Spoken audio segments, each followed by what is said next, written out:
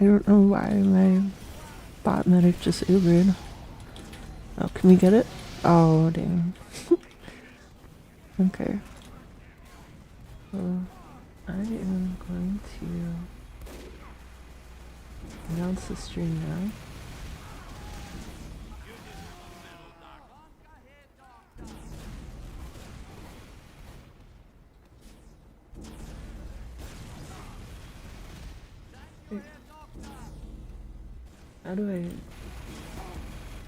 How do I get the link to the stream?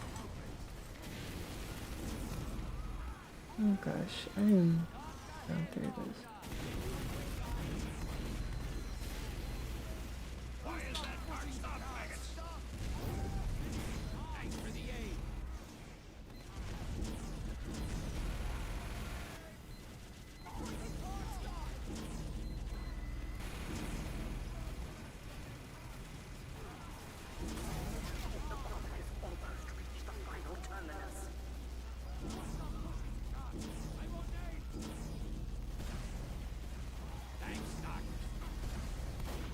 Right, I think I announced everything and should be working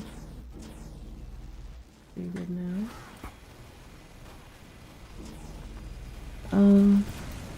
I probably won't be accepting speakers just because I don't know how to manage that right now. So the best place to ask questions or talk is using the YouTube stream chat. But y'all can hang out in the playtest voice channel if you want to talk with people in there and just chill out and have some fun. I don't really know why I made this stage, to be honest.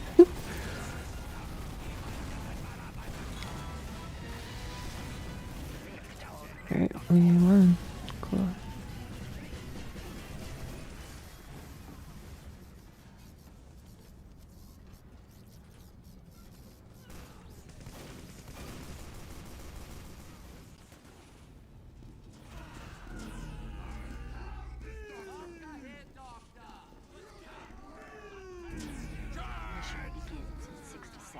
Alright, I need to disable top chat so I can see everyone.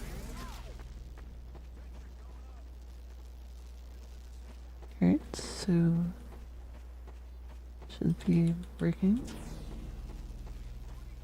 Yes, I am real. Fortunately or unfortunately, I exist in this realm.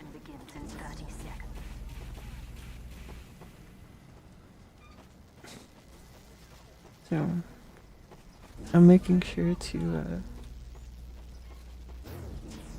hello gamer, yes, the chat is working. Despite all the probably AI slop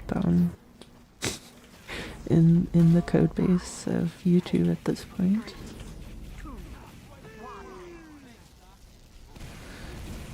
Yeah, the V-model sway, I still want to do a lot more with it. Because you can put a lot of character in like V-model sway. You know, just it really translates well to like just how is this character holding this weapon? How heavy is it? You know, what's their kind of strength level? I don't know why this medic weird. Kind of stupid. Oh, I'm just feeding this pyro rockets. Okay, there we go. I wish I shot that Crockett through the tunnel.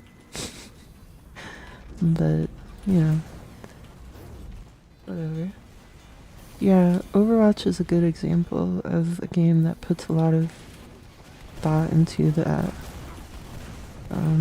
So yeah, I definitely in TC2 want to have that sort of spring system in terms of just making the animations really fluid and putting a lot more character into them.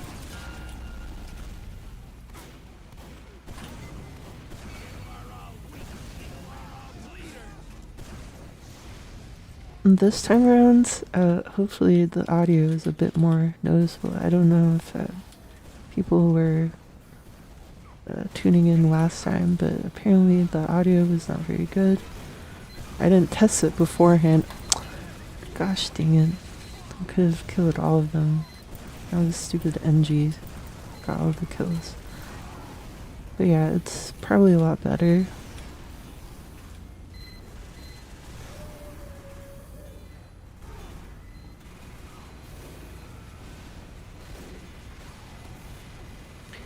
So, something like TAA probably can't be done because it requires a motion buffer, and I don't think we can implement that with the tools we have very easily. Maybe it's possible. I mean, I haven't investigated it, but, you know. It might be cool to just have, you know, the latest kind of anti-aliasing and upscaling and whatever technology. But, because, like, a lot of upscalers can add, you know, like AMD CAS, I believe it stands for Contrast Adaptive Sampling, and that can add a lot of nice contrast to scenes. So it's a pretty interesting technology, but you know, you'd have to do kind of like a full assessment of how that impacts things. Gotcha.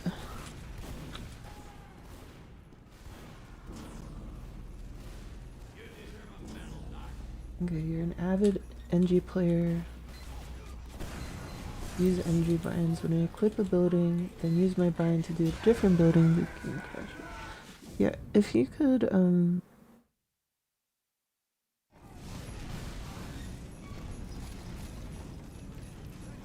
if you could share your binds, I can test them out and get that fixed for tomorrow. I'm sorry that it crashes right now, though. So there actually is alpha texture anti-aliasing in tf2. They're using alpha coverage. It's a bit dated, obviously, but you know, it works pretty okay. That's a spy. Hello, spy. Spy. Bye, spy. Just like in the Discord, just like in any place, really, you can post it anywhere you want, but typically a good place for it would be the, like, Team Comtress channel, and just ping me.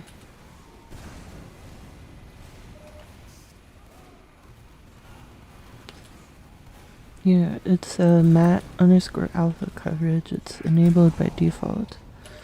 But I mean, you know, that's kind of one thing, like alpha texture sampling, like to fix up things that aren't exactly part of the model, like geometric.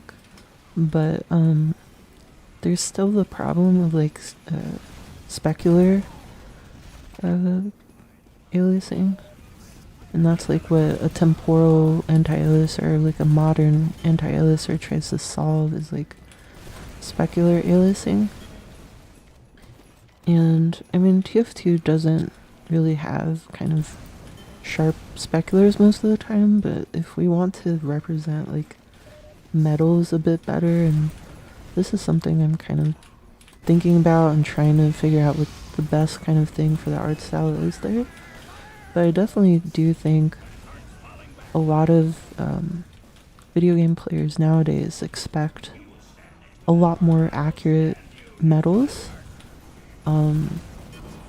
especially in like even toonish shooters, which can kind of go extreme with the metallic shininess, and that kind of makes people feel a little bit of a luxury in terms of the weapons they're handling.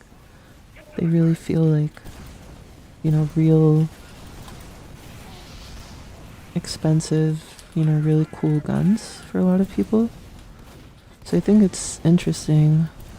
Oh gosh, I'm lost. I don't know what I'm doing. Okay. Oh, we've moved back all the way there. It's actually kind of incredible how long I was there doing nothing.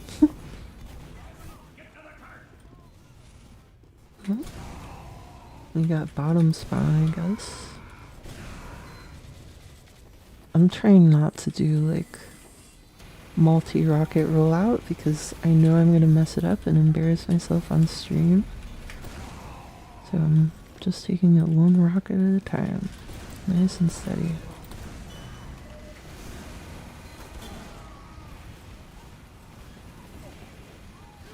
Controller aim assist. So, I mean, I think in a game like TF2, it's just, you know, I think it's better to expect that controller players are going to use something like flick stick and gyro, which I think kind of removes the need for aim assist, though I haven't looked quite into it, but like the flick stick guy definitely claims that it removes the need for aim assist if I understand correctly. So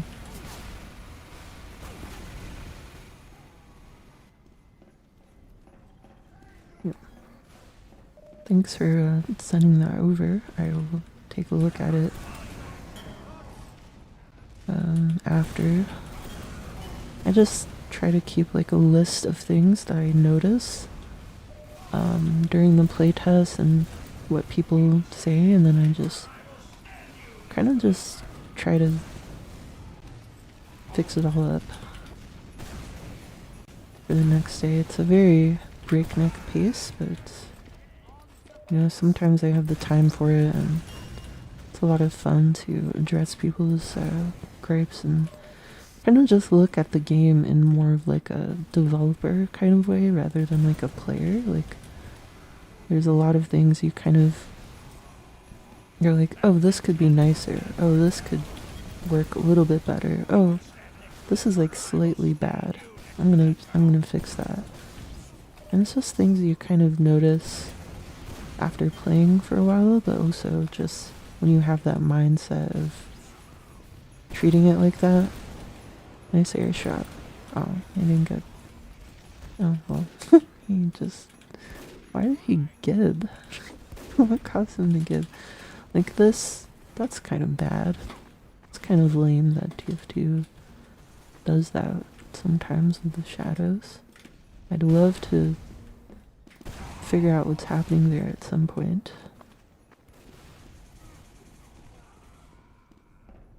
When are you fixing the overly negative people that make videos complaining about TF2?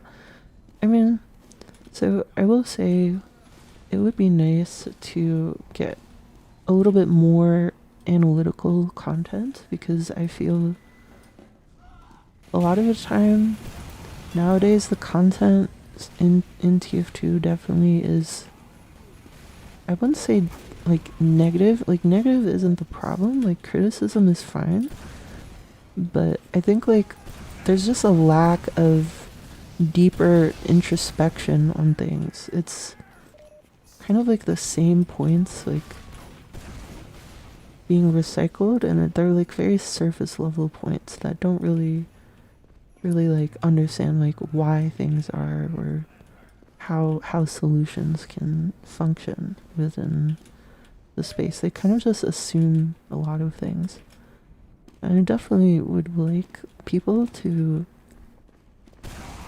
get more into the mindset of really having fun and brainstorming things. I don't know why that happened. That's a bug.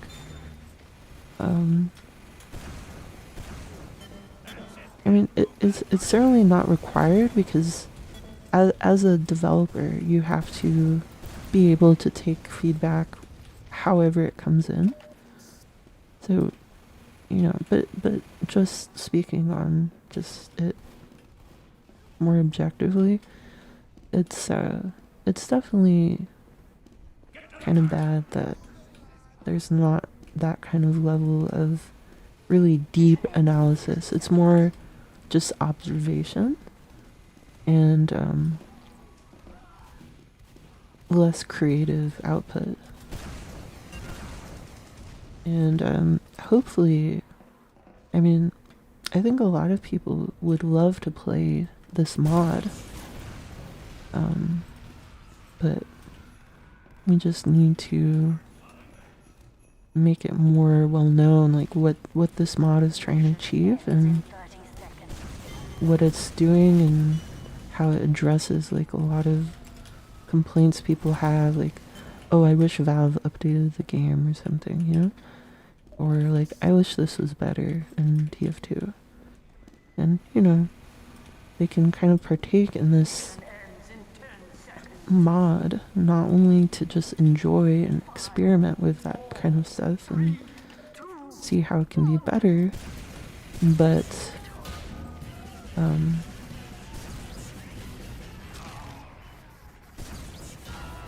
you know, just like being able to just enjoy that experience without really having to worry too much, and just kind of having trust that you know, me as the developer would address all of their issues and complaints. I think another component of that is like I think it's interesting that there's a lot of mods or community servers that don't really address like anything about the game in terms of its problems, but just by way of, I guess, people with common opinions coming together and creating community servers and stuff like that, people feel like some mod or some community is actually solving a problem, when in actuality it's just, you know, they kind of miss just hanging out in like a server with people that they enjoy hanging out with. So I think that's like one component of it, but there's a lot of, you know, problems in Team Fortress 2. I mean, the game hasn't been updated in a serious capacity for quite a long time, so, you know, Valve isn't actively, you know, monitoring how to make the game better and stuff, so I want to like just bring a return back to that.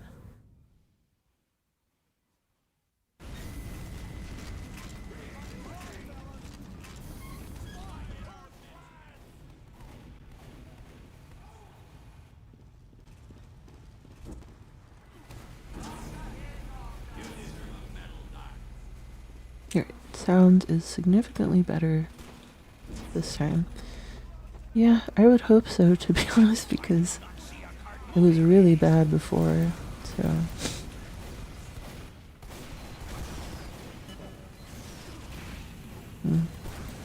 Dang.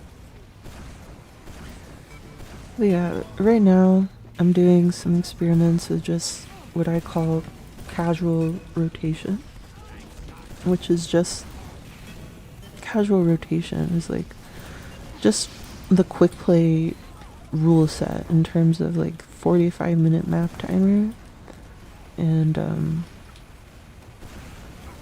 you know, just like a map cycle system. And I really started to work a little bit more on this stuff and improve like the voting system and things like that, and just make it easier to set that up. So hopefully we might be able to see the benefits of that. Just killed one person with a crocket.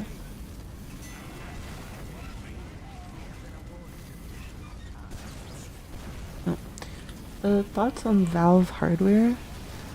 I think it's interesting. I definitely think I've heard a lot of, you know, my friends who aren't necessarily, you know, the biggest Valve fans or the biggest, I mean, I guess they're gamers. I mean, who isn't nowadays at people of our age?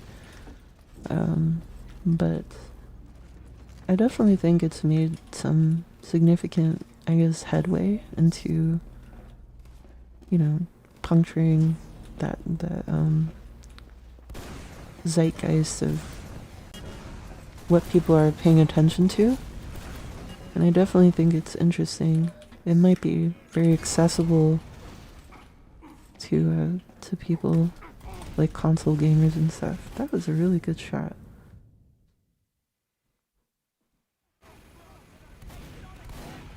So, I mean, we'll see. Ultimately, I kind of fear like there's like no market for something like the Steam machine. It's like I think a lot of people who are already invested in the Steam marketplace. I mean, Steam has grown tremendously, especially after COVID. So people already have like gaming PCs and stuff to do that.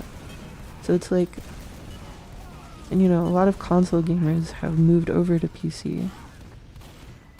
So it's kind of like, will this actually introduce anyone new to the space? Because that's really what I think most of the benefits are. Like, it's a quick and easy start into PC gaming in a more, you know, familiar form factor, like on the couch, and pretty small too. So I think that's like the most important thing that they need to like kind of get, is like people from that kind of audience. And I worry that that audience isn't really that big, that maybe I'm wrong. But it certainly has created like a lot of buzz, and I think like one of the major things that will really determine how far it can go is the price, and we don't know anything about that, so I can't really talk too much about what I think about it, because, you know, the price I think is the most important part for the machine. I guess you asked about the deck as well. I mean, the Steam Deck, I don't think we have like information on battery life and stuff like that, and you know how good it is at playing games on its own, and kind of like the whole desktop you know, frame experience on the Steam frame. I said deck, but I meant frame. So yeah, so like the Steam frame is interesting. I mean, I was expecting it to be more like the Apple Vision Pro in terms of like really getting into the frame kind of form factor of being able to play a lot of, you know, pancake 2D traditional games and like stuff like that, but it doesn't seem like the software is there yet. I don't think there's like a really compelling non-VR experience, but we'll see. You know, I think there's just not enough information about it. I think it's kind of interesting that they went for inside out tracking, because they really said a lot about the base stations and the benefits of that. And I mean, I have a Valve Index, and I mean, the base stations were a pain to set up and figure out like exactly how they worked. But once I understood like how they worked and what they were looking for, it was like a lot easier to figure out. And I mean, it was nice. But Inside Out is definitely more convenient and more accessible and stuff like that. So I think that's probably the most important thing for VR right now. So I think it's a good direction to go. You know, it's a bit of a shame they're discontinuing the Index and thus discontinuing base stations and all of that, because that was really cool tech as well. But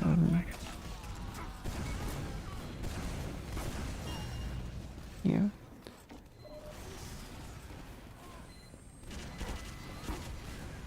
Where is that? Oh, there it is. Oh, he's repairing it.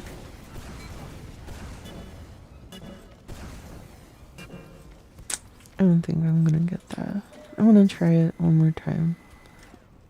Oh, it just went down. Dang. I didn't see it in the kill feed. Oh.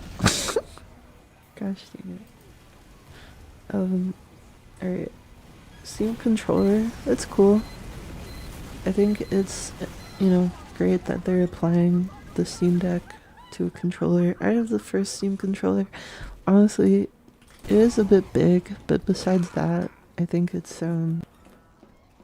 It's fun to use. I don't really know why people complain about it so much, but the Steam Deck controller is definitely an improvement, probably.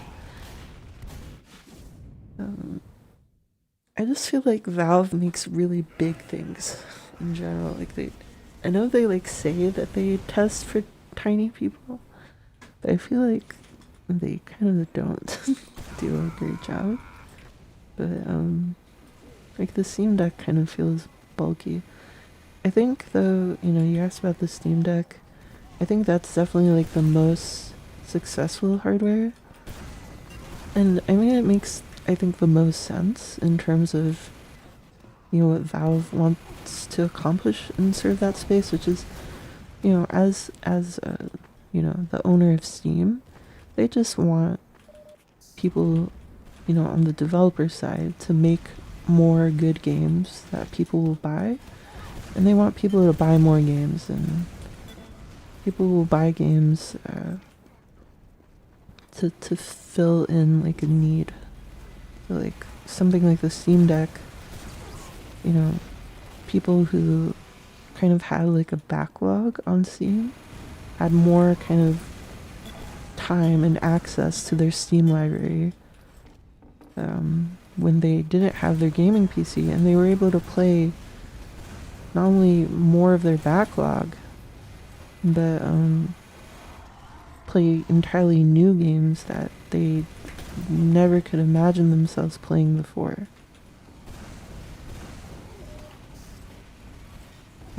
You know, sometimes it's like, oh, I'm gonna play Stardew Valley on my Steam Deck, even though like I'm an avid, you know, FPS player on my PC.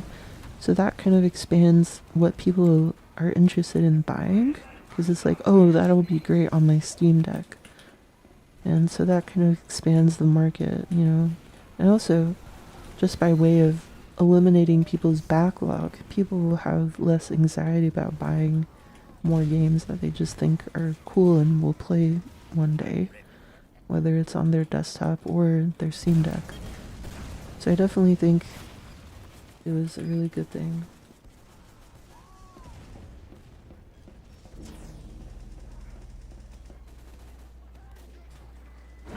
You have large hands, and you found the OG Steam controller to be quite comfortable. Yeah. Yeah, I got it as like a birthday gift, and it's okay. I just play it for like when I play Burnout. You know, like a racing game. Oh, I survived that, but then I died. Yeah, Burnout, classic like arcadey racing game, and they have like a Burnout Paradise, which is like a free roam kind of game. It's really fun. And I just play that using the Steam controller, like whip it out sometimes. I also have a Steam Deck, but honestly, I kind of feel like a loser whenever I use my Steam Deck. Because, like, you use your Steam Deck when you're not at your computer, and it feels like, well, if you're not at your computer, why are you playing on the computer? Like, you're obviously somewhere else, so, like, why not just enjoy that area? And so I just, like, get shame from using it, so I haven't been using it as much. Because I used it for, like, one vacation, and I was just, like, in bed, like, playing, like, some really fun 2D games. But then I was like, what am I doing? Why am I playing video games when I can just like swim in like a pool or like go outside and walk around the city and enjoy where I am. So that was, I don't know, I haven't used it much. The worst time was when I decided to bring it to a party for some reason. It was really awkward. And I like pulled it out once and I was like, what am I doing? Oh, here's the map vote I worked on because they like completely broke it in that update where they added multiple like map votes. So it was completely broken and it only said like yes and no instead of the actual map choices. So it would only have 2 maps, but you wouldn't know what they are. It would just say yes and no. So kind of improve that feature and hopefully soon I can add like map thumbnails. Because I actually saw this really nice video. I mean, there's a lot of them now just due to like what's going on in the tf2 space, but there's a lot of videos that are investigating problems with casual and stuff like that. And a lot of them are just filler, like boilerplate, repeated arguments over and over. But I still watch them because sometimes they have good points. I have infinite health. Like, you cannot beat me. I have infinite health from my medic. So yeah, anyway, they were talking about like on the casual on the casual system, it's like you can't really see the map thumbnails unless you're in a game. But like on the menu, you have no idea like what does altitude look like. And then like in the quick play server browser, you could see images of maps like servers were running. So I definitely want to integrate, you know, map images wherever possible, because I definitely think it's a great point. I think one of the aspects of tf2 I'm most fond of, which a lot of people really enjoy when they first like start playing, is like you're on your way to a loading screen. It's just so genius and really grounds a lot of things pretty nicely in kind of the world.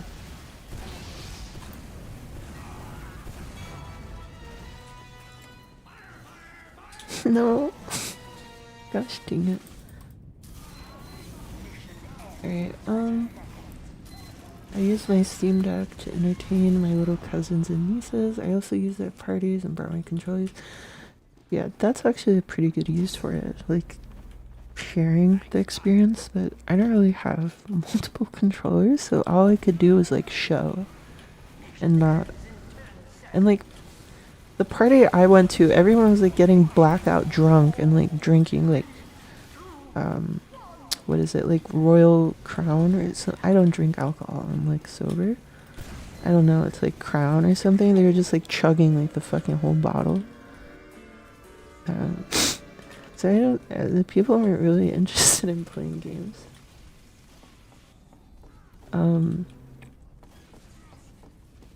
And they were more interested in having like alcohol and pizza, which is fair. I mean, it's like that Netflix CEO once said, like, Netflix is competing for people's time doing like other activities, like going outside and playing Fortnite and eating, and they really need to like convince people to not do anything but watch Netflix. So that's pretty cool. Oh, so I just want to say that I updated the MOTD as well. Instead of saying like welcome to Team Fortress 2 and maybe putting the maps, the default MOTD explains a few things. Like play the objective, have fun, work with your team, you know, use chat, and really emphasizing like the medic giving links to community resources. And then, you know, the next thing is standard. Gives you some images of the map. Tells you what the objective is. It's pretty cool. The control point is being captured. And bots are broken on this map, but I don't really want to fix bots until Valve updates MVM, because they could do a lot of pretty extensive changes to bots. Maybe we'll have to see.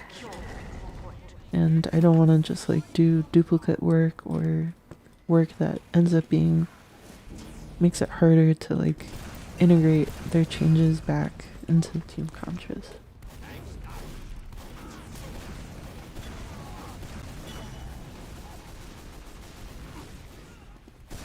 I have a question. For some reason when I try to type it says you can't chat for this account. In Comtress or in regular tf2? Because I think regular tf2 they made it so they really like loosened the restrictions on chatting, but I think there's still maybe some restrictions on it. I don't know if you're talking about Comtress, I wouldn't know like why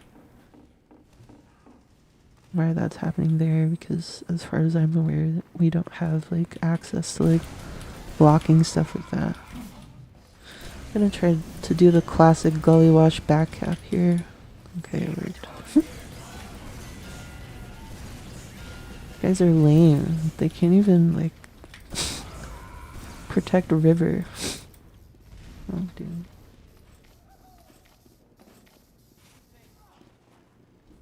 Don't you need to spend $5 on the platform to chat now?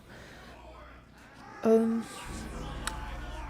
don't know. I don't know the specifics, but maybe. I mean, that sounds kind of correct, kind of, because yeah, I mean, just with like how Steam, like you have to spend $5 to like not be like a limited account, and you can't like add friends or anything. So yeah, maybe.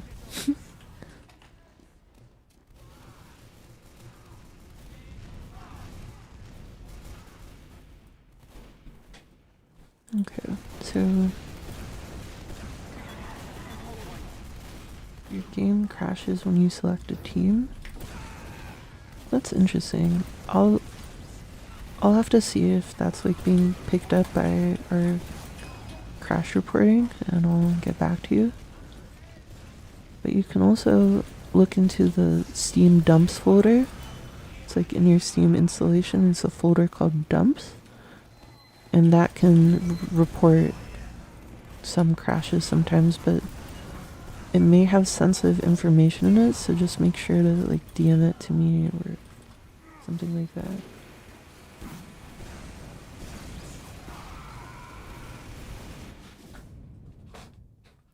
I'm gonna try to catch up on some more messages here. You've brought your Steam Deck to parties that play Jackbox. Yeah, Jackbox is really fun. But in my experience, usually when I go to parties, like they have it on their like thing, like TV thingy, TV stick, TV dongle. I don't know what it. I don't know what to call it. Oh, that heavy could have killed me. Too bad he's afraid. Yeah. Nice arrow. Stream stick. Yeah, but it's like, is it like streaming? Entertainment stick. I mean, that sounds wrong, but I mean, it's not just streaming.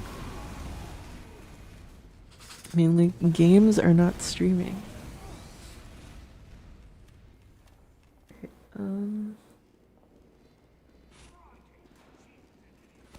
what are generally useful things AI is for besides slop generation and using a lot of electricity and water. Yeah, so I think the power consumption and stuff, the whole cooling situation for AI is definitely concerning, and I think a lot of people brush it off, and I think a lot of AI companies are just like assuming we'll somehow invent like fusion energy generation. Like all the problems will be solved like magically, like hallelujah. But I don't think that's like true. And I think, you know, those AI companies should probably focus on doing like fusion R&D first, and like I, I think they need to like see it more as like a requirement rather than like something they'll just get to later. Because it's definitely unsustainable how it is right now.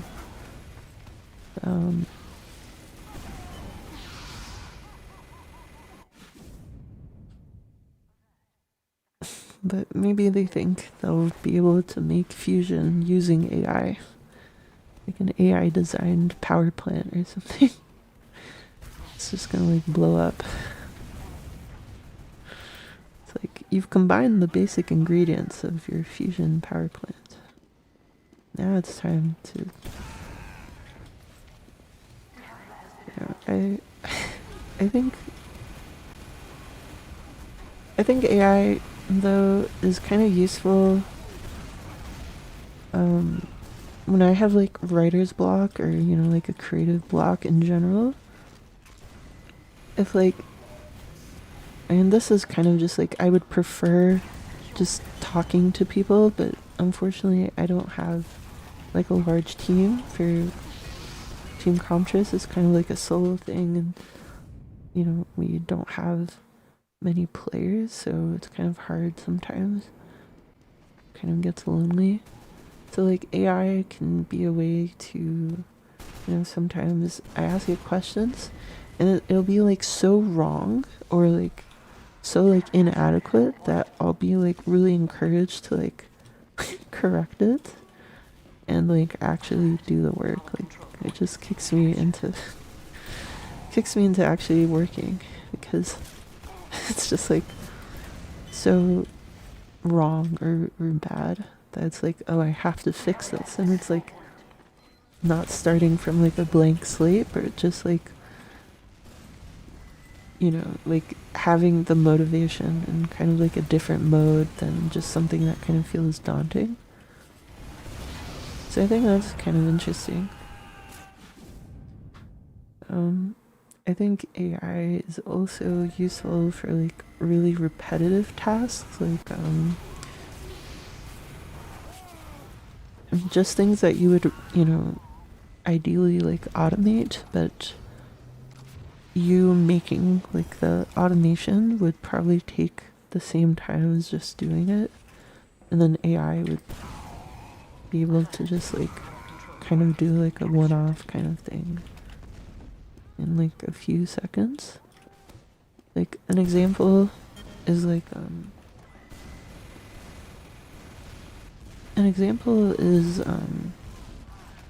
I was moving over like the tooltips from like the old tf2 settings menu to the new one that we have in Team Comtress, where like you hover over and there's stuff on the right side there. So yeah, it's a lot of settings. And I didn't want to like copy them and type them out or whatever. So I just like told AI, can you like download the file like from this URL and just like find like whatever looks like the line that corresponds to like the setting and just put in the info.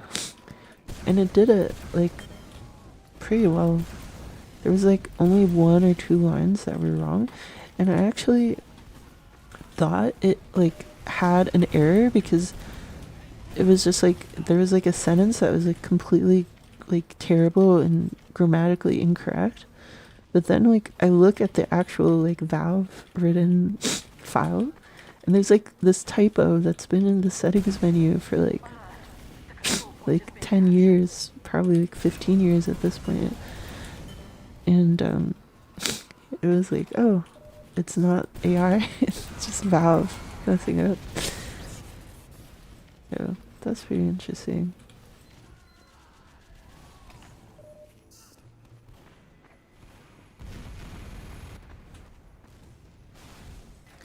I think AI can also be good at like reviewing code, because sometimes I don't have every single like security vulnerability like immediately like drilled into the back of my head, like because like I'm familiar with like all of the open like security guidelines for programs and stuff like that, but they have like a whole rule book and stuff, and it's like hard to like memorize, or like hard to figure out like what your program actually like what kind of like applies to that. And like AI can sort of like sometimes fill in the gaps, or like at least start you going. Like it'll like say, oh, you need to pay attention, because sometimes I'll kind of lead it on like what kind of security vulnerabilities can you see in this code, such as like path parsing errors, or buffer overflows in string handling and stuff like that. And then it'll kind of list things off related to that, and then it'll be like, talking about, this is like a web application, here are the security concerns, here's what the data you're dealing with. And then that kind of like reminds me of like other things that you can tighten up the security in your application. And yeah, so it helps with that and just spotting bugs sometimes. But sometimes it's quite confidently wrong, obviously. Wait, I'm in blue. I was talking so much I didn't notice I was going in blue. That's my fault, it's not the map's fault. Well, it kind of is the map's fault, because it's not really like they both use concrete. Is kind of annoying, I think. And they both use like wood here. Obviously it's like different shades of wood, but it's still kind of annoying how they kind of use the same architecture. And I know that's like to introduce symmetry on the map and stuff, but 2-4 is great because you can like really mindlessly tell where you are.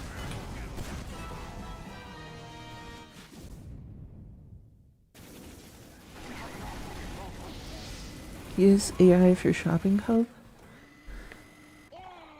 Honestly, like Google, I really hate how there's like just the AI summary, because it used to be that you had like an actual just summary, but at this point it's like, what's really the difference? Because technically they were just like waiting words out to like print out for certain things. So like AI is just like a different algorithm at the end of the day to like weight text for importance and stuff like that. So it's kind of just like whatever, but obviously it's should always like double check it, which is kind of annoying because it doesn't like say stuff verbatim, so it'll just like say like put a fork in the outlet or something. I mean, to be fair, the internet is full of comments that instruct people to put forks in outlets, so it's kind of fair, but I don't know, it's kind of stupid. Imagine, I'm convinced all AI is good for is removing exploitative. No, don't. mastercoms is not liable for this is not medical advice. Don't put forks in outlets. um, anyway, I'm convinced that all AI is good for is removing exploitative industries such as pornography. I mean, I don't know. It's weird, cause yes and no. I mean, like, I don't think pornography is like inherently exploitative. It can be, but AI isn't like a like silver bullet solution. Like, there was that whole thing, I don't know, like a year or two ago, where it was a bunch of like uh women like on Twitch who basically like there was like AI porn generated of them, like like Pokemon and stuff, and I found that quite disgusting. And I actually like it kind of outed like a lot of people for me in terms of like how they like view like that sort of stuff, and I don't know, I just found it really gross. And you know, people make the argument, well, it's not harming anyone, like you know, it's like it's fake. I mean, I'll be honest, like the best argument I've seen of that is like, oh, what if I like imagine something in my head, and like, is that still wrong? And I would say, well, probably not. I mean, it can be creepy depending on how you kind of like approach that, but I think when it's like AI and it's like using content that people have published of themselves for like a different use case, and like you're using it to like generate porn of them, is kind of, you know, not okay. And it just makes people feel really uncomfortable with posting photos or like creating like videos of themselves.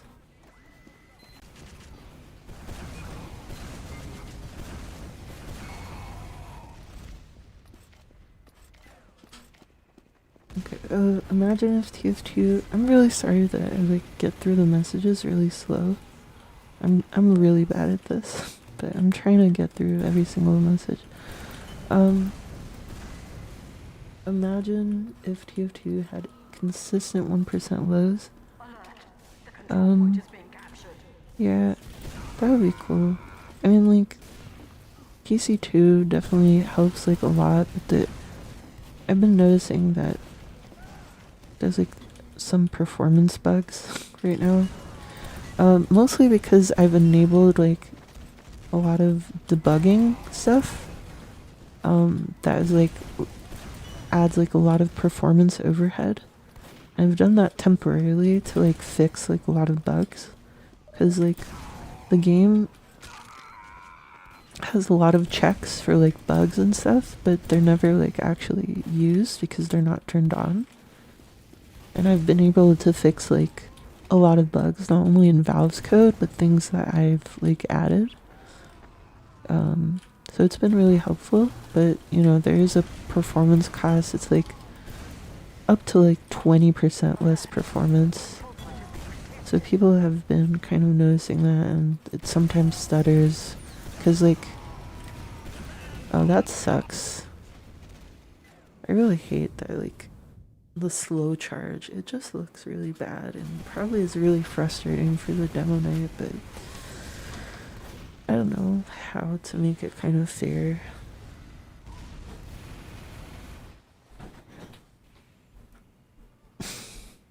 You know, I noticed this like a few months ago. I never noticed this sign before. I just laughed my ass off from this side. It's like so good.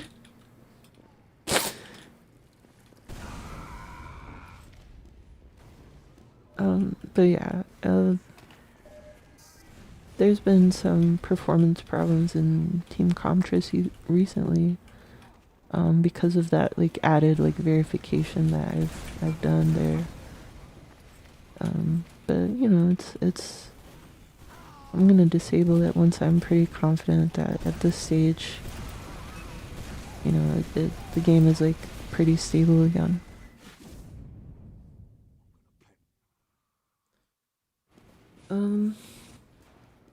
But yeah, like TC2 runs a lot smoother. I mean, this is running on like, you know, the latest source SDK, so we don't have access to like the engine like we did on the old TC2, which had a lot more optimizations.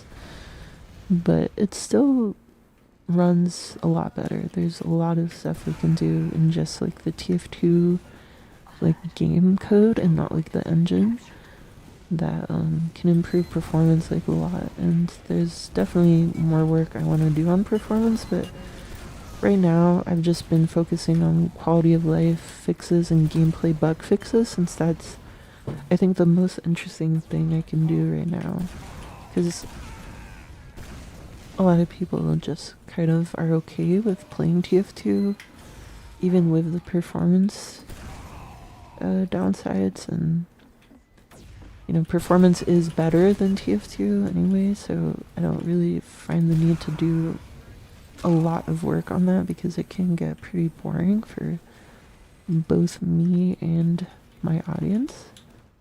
So it's something that I kind of have put a pause on for now, but it's something I want to return to in like another performance update.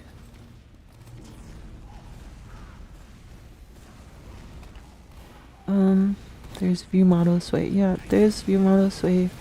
It's just a kind of temporary experiment. I want to add per weapon view model sway to just add like a lot of weight and like character to like just the view models when you're just standing around. Because when you're just like idle and kind of not shooting, it's kind of like lifeless in the default game. So this can help with just adding a lot more character, and you know, strengthen, you know, the classes and how they feel. But you know, I kind of view it as like low priority right now to add like per weapon view model sway. But yeah, I basically built upon and improved the current view model sway stuff, and I just want to make it like a little bit better, to add like spring animation so it kind of really pops and can give us a lot more control over how things feel.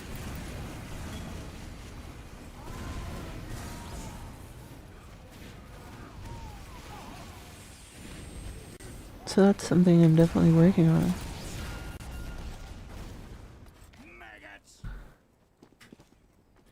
I have to, I have to taunt Chungus Republic. That's just something I have to do whenever I kill them.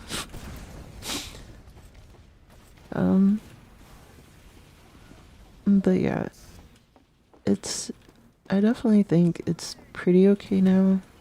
Because the one thing that I really didn't like about the animations, like the view model sway by default, is like they kind of like clipped and stuttered a little bit sometimes, and I fixed that and kind of made it a little bit smoother, and but I kind of want to make it a little bit more, you know, bouncy and stuff, and obviously just really put in the work for just making each class like have unique sway and how they kind of do that. Why does TF2 have such terrible 1% lows anyway? So there's a lot of reasons for it, but I mean, just to like sum up like the root cause, it's just that the TF2 team didn't prioritize it over creating content for the game. And that's because TF2 kind of was Valve's first live service game, and they really had fun like just updating the game, and they didn't have really like a gameplay plan for like long-term maintenance and making sure everything worked smoothly, which they've done like a way better job doing in like games like Dota 2, which learned a lot from tf2 and has like regular like performance and cleanup updates to kind of alleviate those kinds of problems that happen from just updating the game like constantly. Like you kind of notice like in tf2 they had updates, like major updates almost every few months, and they were like really covering a lot of different things in the game. And you know that just naturally is like a trade-off of like, well, I'm just gonna add more content without cleaning up anything. And it's like, you know, that just affects things negatively over time. Mission ends in 10 seconds. Oh gosh, we're gonna stalemate unless we cap this point.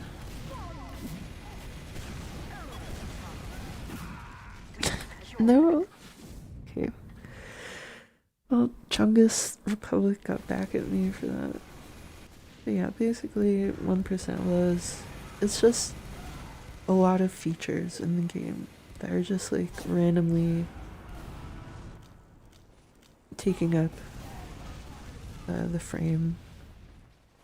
You know, a lot of people say it's like cosmetics and stuff like that, but it's like,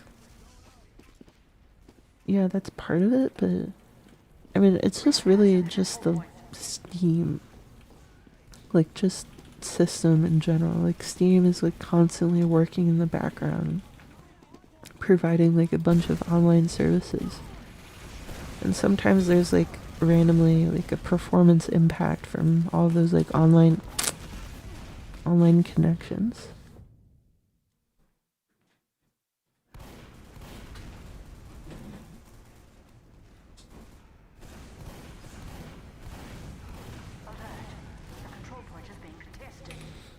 And you know, there's just a lot of just random features that are added over the years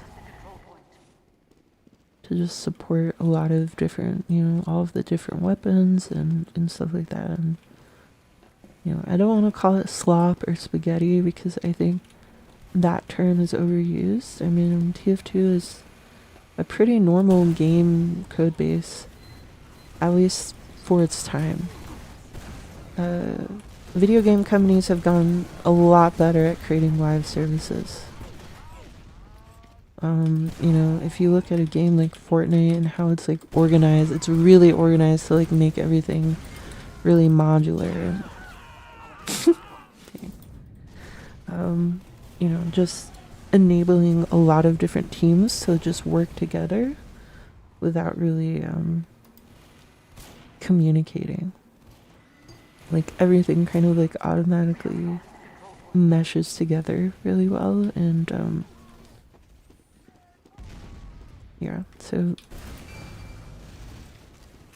if you're interested in learning more, you can like look up Unreal Engine Game Features plugin, and that's like the system where they can just, it's essentially like they're creating a modding platform for the game, and all of the different teams are basically creating mods for the experience, and they're all designed to like work seamlessly if they're like loaded or unloaded at any given time. So it's like if a feature isn't working correctly, they can just disable just that feature like dynamically and not really have to worry about anything.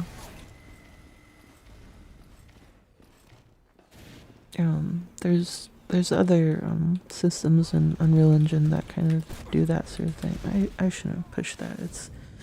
It's literally a bowling alley for this guy. Like literally just like throwing like bowling balls, just like destroying me.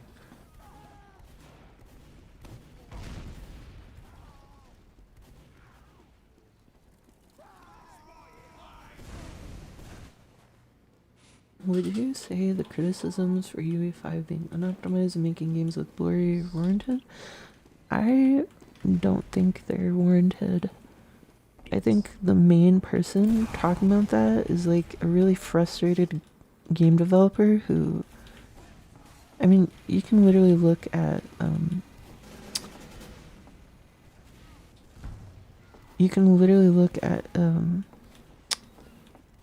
his like forum posts on the Unreal Engine like forums. I don't want to like get into like bad mouthing or drama, but it's like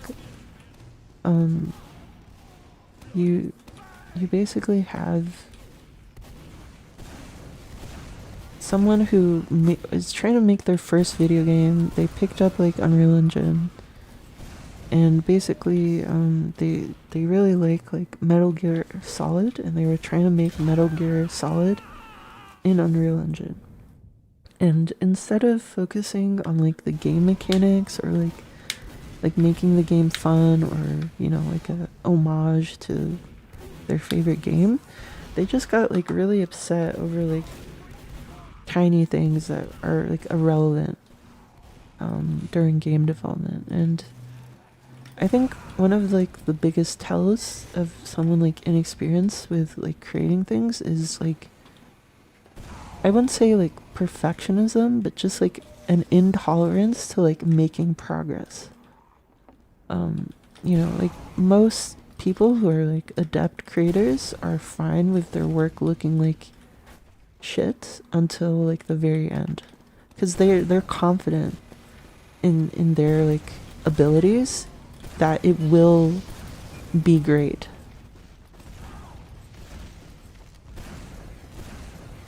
And when you don't really have that conviction for, you know, your own abilities, you start to like worry over and over again about like, well, it doesn't look good now. Like I need to like make sure everything looks good before moving on. And you know, you can't really create temp art. You can't, you know, deal with things and just leave them for later and just make progress. And it's just like, it's really important, especially for game development, to be able to make things look really bad and be okay with them looking bad and just iterating on it. That's like one of the most important things.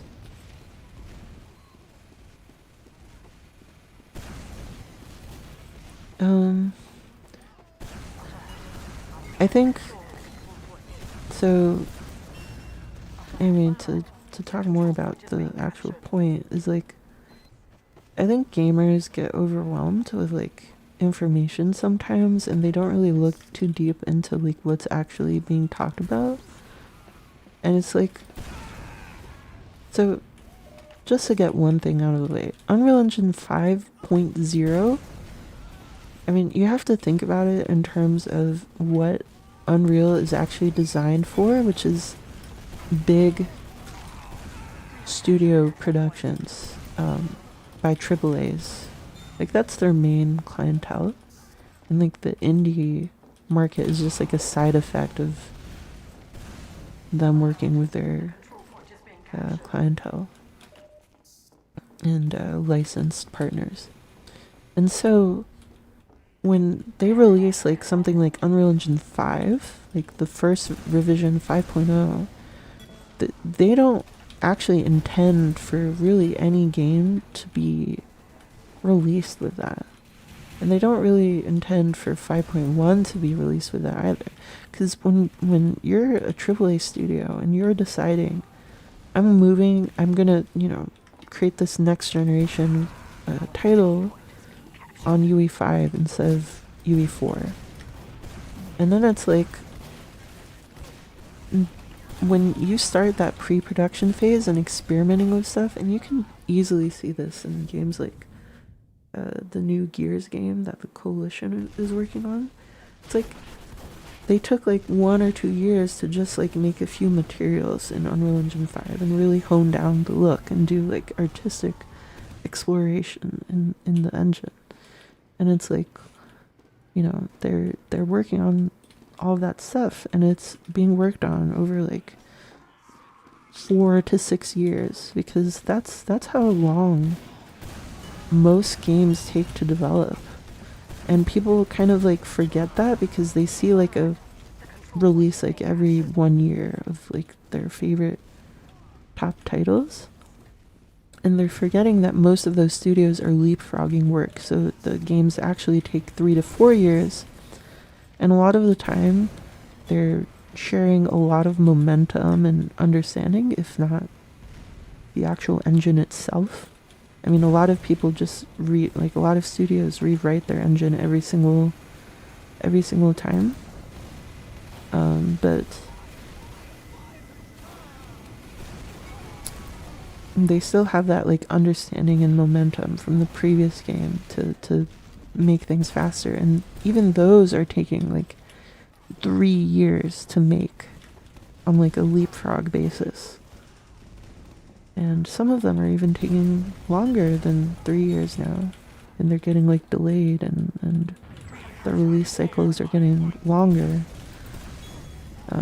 So when you're thinking about like, I'm gonna make the basis of my game Unreal Engine 5 for my next generation title, you're starting on Unreal Engine 5.0 with the understanding that Epic is going to be on like 5.12 by the time you release, and you'll have integrated most of those changes into your custom branch. You probably will hunker down on like a specific Unreal version, but like for large studios, they're going to be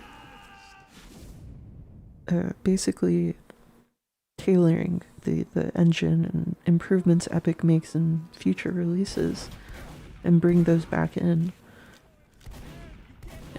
So when you have that kind of development process, it's like really, I think, silly to evaluate 5.0 as like something that's like fully fleshed out, especially all the new features, because it's kind of just like supposed to be incomplete. It's supposed to be this iterative process, imperfect stuff. And I mean, if you have to ship, you try to figure something out. You either don't rely on features that aren't working for you, or you like try to just really force it. You tweak things, you modify the engine. I mean, a lot of games have custom UE5 stuff. Even like smaller titles.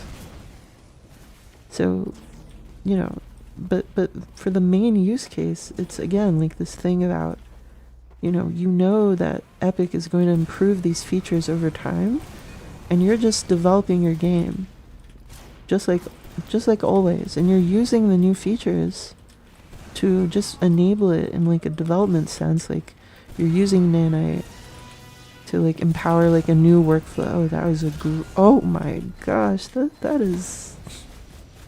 that's an insane push. I like wiped half their team. Oh, here comes another crit. Okay. But yeah, so like by the time a lot of these games release, like you look at Witcher 4, like they're still like in concept. They're still like making basic vertical slices and tech demos and stuff like that internally for The Witcher 4, and it's been quite a few years.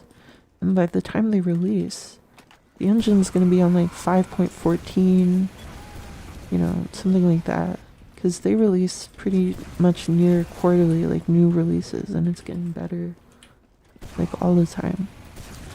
So I think like the argument is like stupid, just like not the things people are saying in this chat, but things people are saying on YouTube, like when they make like dramatic videos. It's like Unreal Engine 5, like this feature is like not perfect yet, and it's like, how about you just make a game? Like people have been making games for like decades, and just like focus on what's important about your game, because the engine isn't actually preventing you from doing that. And for something like Threat Interactive, he's just making up excuses for why he can't make a game, and it's pretty sad, but that's just how it is. I think like YouTuber drama slop has really become really profitable, and people do it over like actually doing anything work.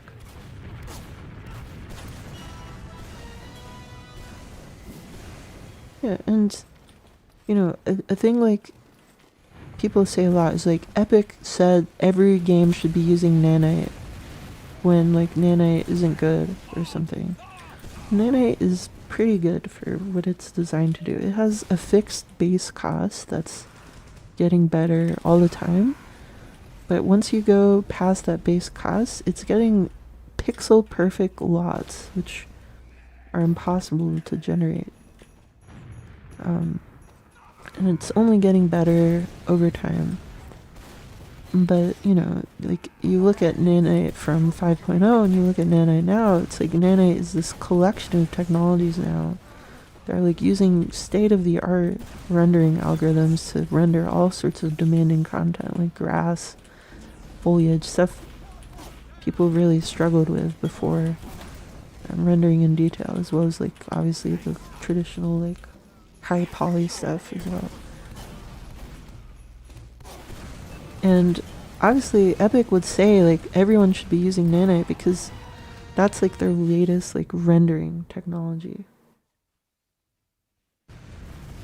And they want people to be testing it and giving feedback so that they can improve it, because ultimately it's their latest mesh rendering pipeline. It's completely like completely new. It has less CPU overhead. It has way faster like setup and draw systems.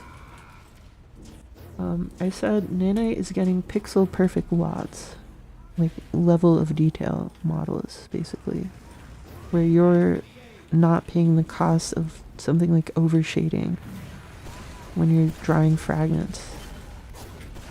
And it's not literally perfect, but it's as close as perfect as possible, especially compared to like traditional lots. And yeah, LOD. So yeah, I just think it's a promising technology, and I think Epic really wants everyone to be using it so they can improve it over time. And that doesn't mean it's the right fit for every single game ever to ever come out at any given time. But it does mean like it's gonna be like the right default recommendation.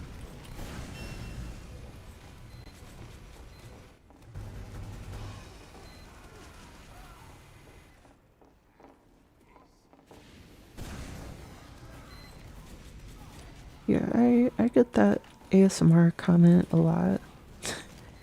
That's you know, people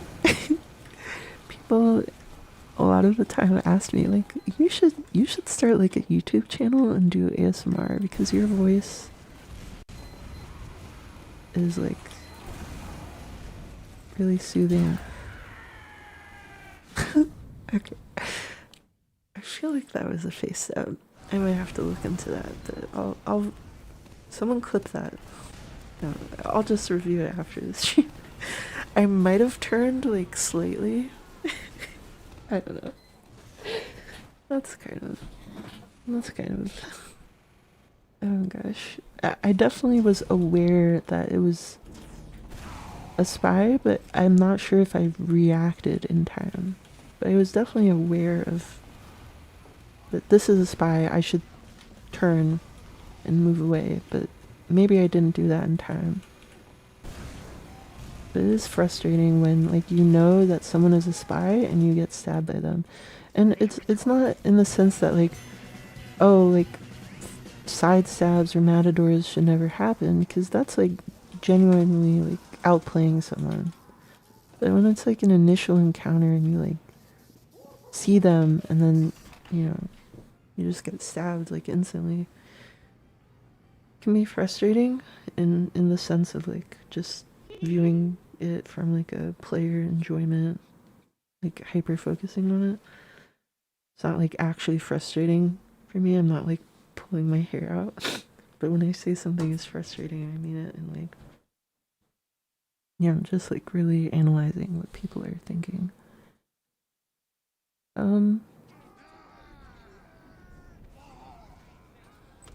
Anyway, I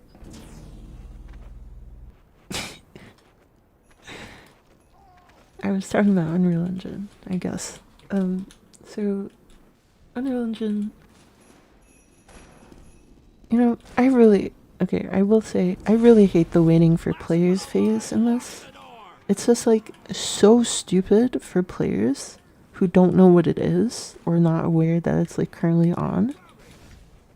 And it's like the game tries to tell you like that's waiting for players, but like casual matchmaking does a way better job of this because there's a constant countdown. It's like this big timer in the middle of your screen.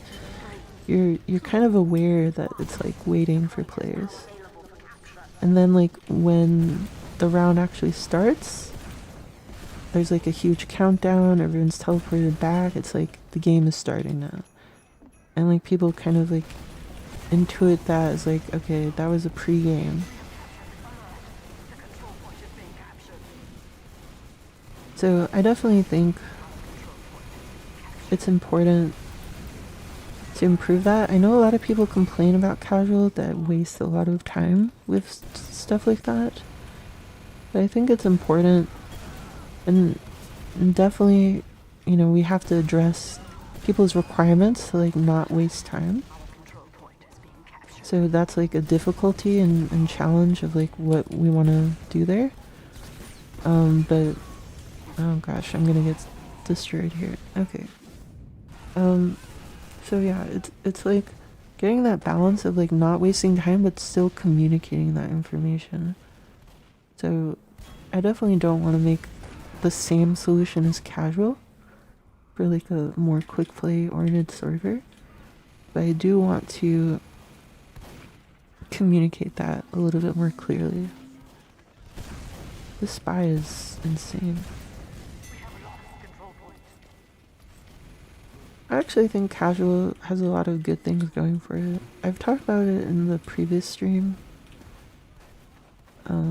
but no one could hear me in that previous stream, so because the game audio is too loud.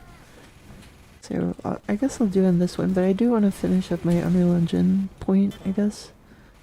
So yeah, it's just like important to realize like people are kind of not like Epic isn't intending for people to ship necessarily when you have like AAA level requirements.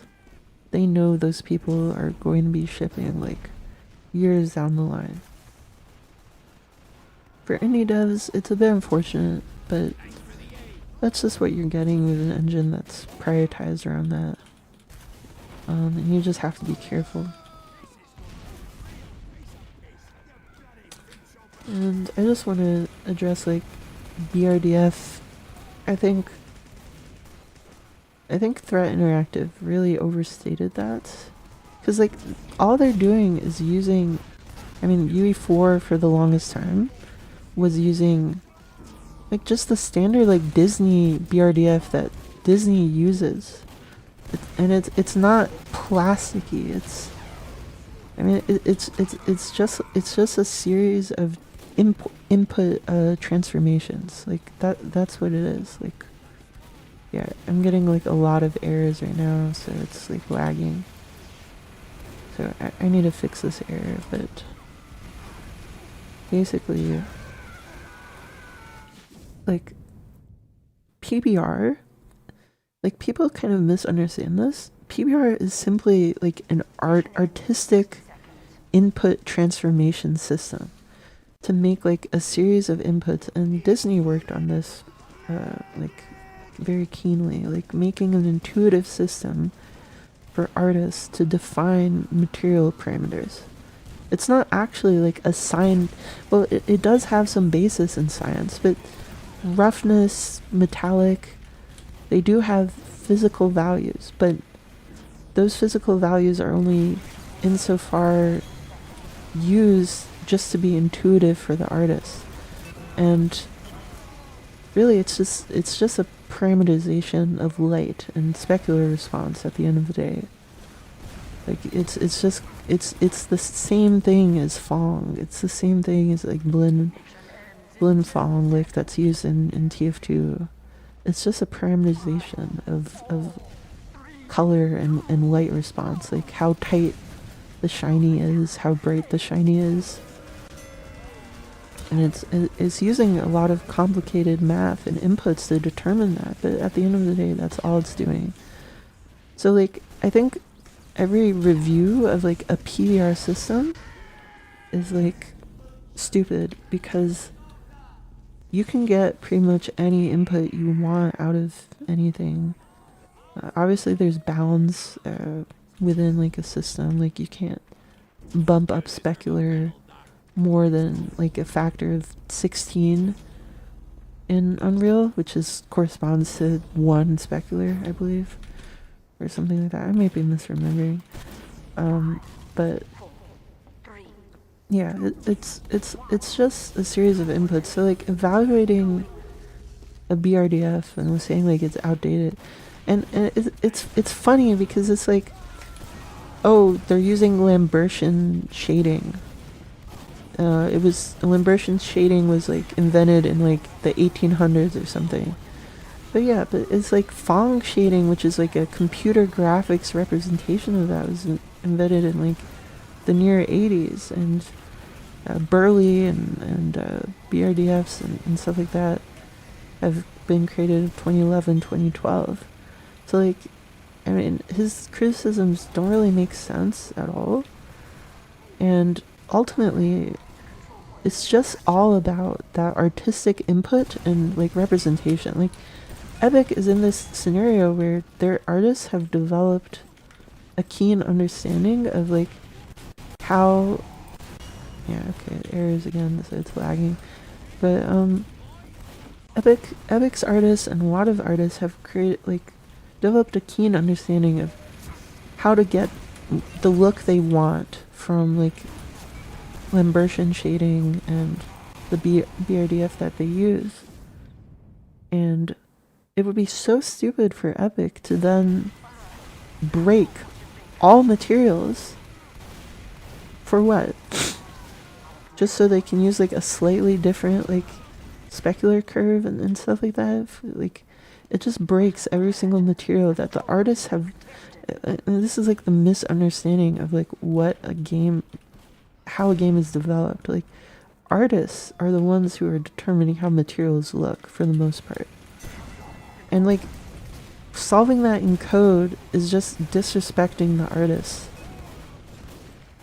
And like just changing the default BRDF, which you can change very easily. You can just literally change it. If you don't want Lambert, you can easily, without even having a custom engine, modify the shader code and recompile it and use like pretty much anything you want. There's like 4 or 5 readily available functions that you can just use, like Oran Nair and stuff like that, if you want to use them. But I don't really see the point. At the end of the day, like, you can just parameterize your materials. And I think it's a moot point because their new material system by default uses I forget the name, but it's basically specular roughness, Chan diffuse, that's what it's called. And that's been like an option for a very long time, but it's not the default because they don't want to break everyone's artistic expression and input. And they've only now created a system for modulating those functions yourself, so that there's like basically a template called like UE4 legacy material, and it's designed to basically, you use it and it's like the same material as you would have done in early versions of UE5 and in UE4. So that's used for legacy materials. And then the new material system is used, like the new BRDF is used by default, the roughness diffuse, like the Chan model, which was used in Call of Duty. And it's just, they made this whole system for making that modular so that they could support, you know, new materials being created side by side with legacy materials. So it's just kind of weird to like criticize like, oh, this wasn't the default until they, you know, allowed for not breaking literally every single artistic material. And that's like literally the point. Like, this guy has never made like a game, and like he just like complains, and he doesn't have these considerations to like assets and stuff like that.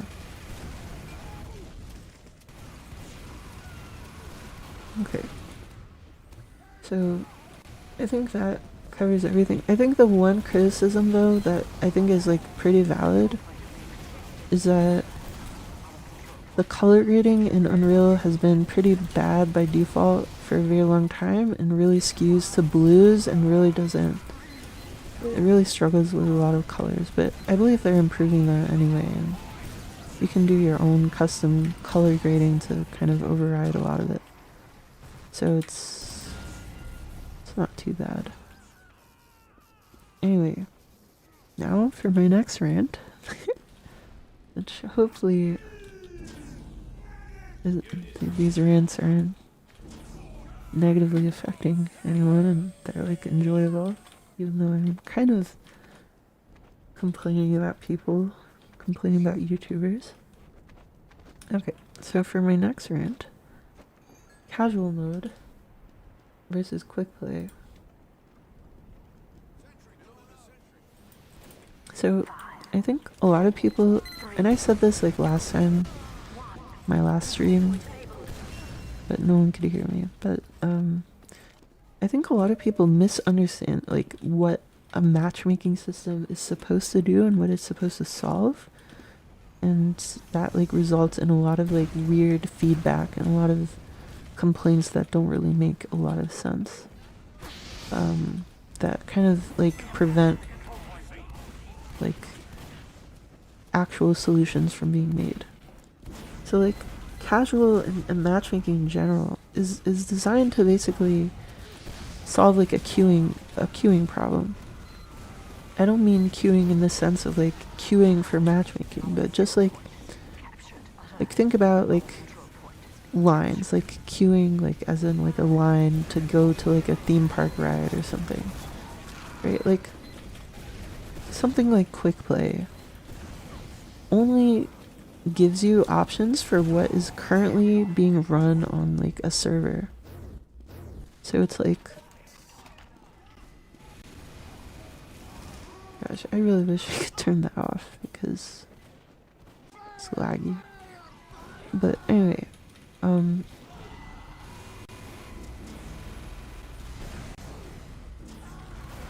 yeah, so a quick play can only like really, that guy is really good at spy. Yeah, so quick play can only give you what's immediately available that instant on servers.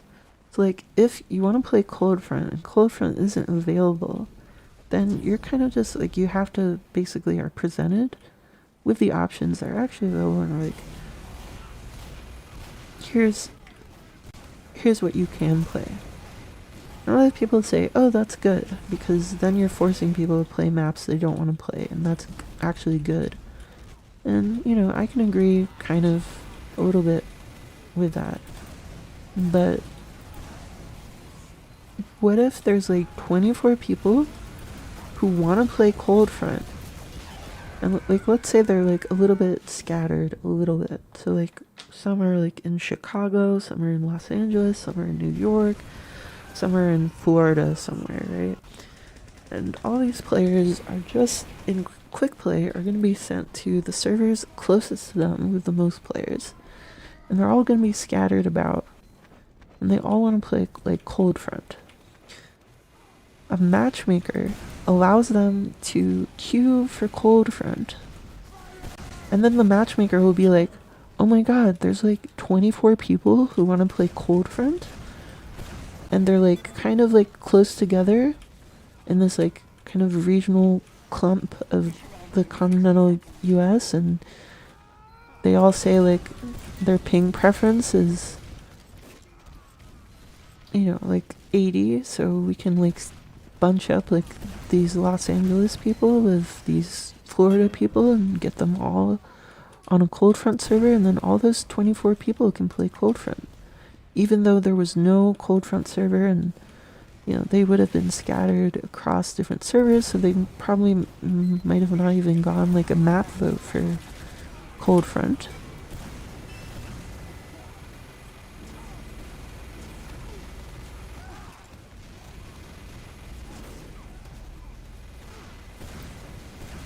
So that's like the ideal. That's like what a matchmaking system is designed to solve. And I think people misunderstand that. And also, casual has been like degraded over the years due to a lot of pressures that Valve had, and they kind of rushed to solve a lot of problems. And the matchmaker isn't working as intended.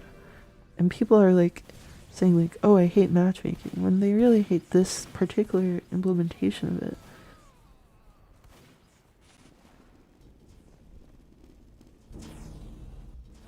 Yeah, that's another problem. But I have some thoughts about that as well. But yeah, basically, I think it's really important to have like a matchmaker in a game because it can facilitate that sort of stuff. And I think a lot of people don't really mention that when they like they just say like, I don't get what the point of casual is at all, you know, which is fair. I don't really expect everyone to have to like understand everything.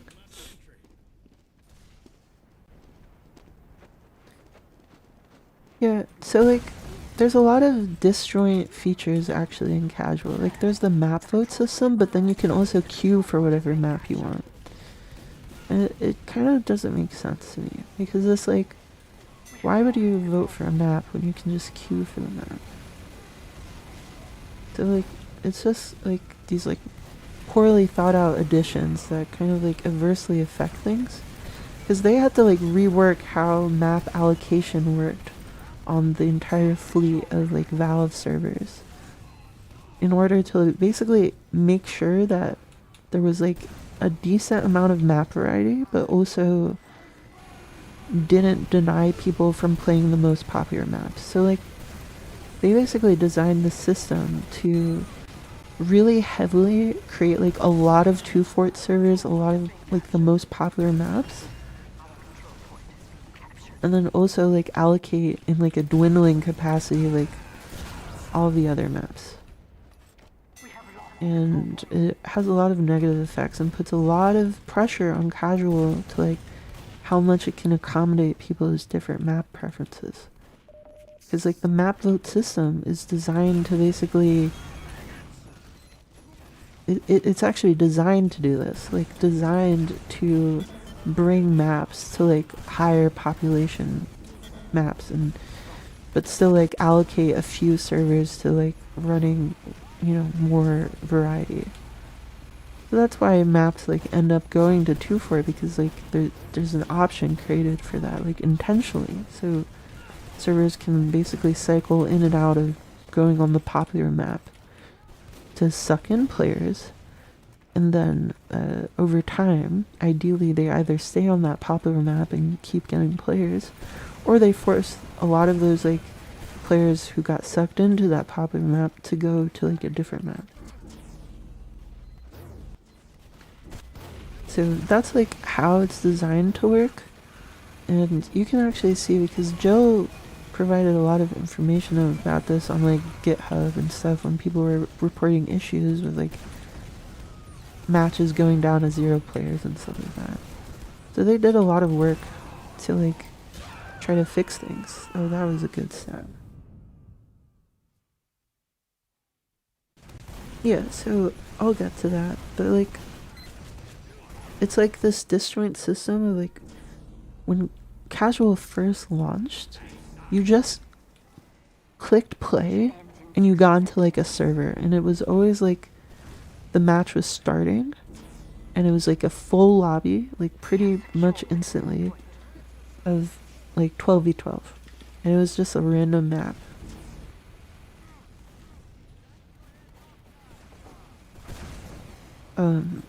And people were like, well, in quick play I could like go through the servers and basically choose what map I wanted. So then they made this map queuing system and all that stuff. But honestly, the solution like shouldn't have been to like be able to select every single map in fine detail. Though that is like a cool thing.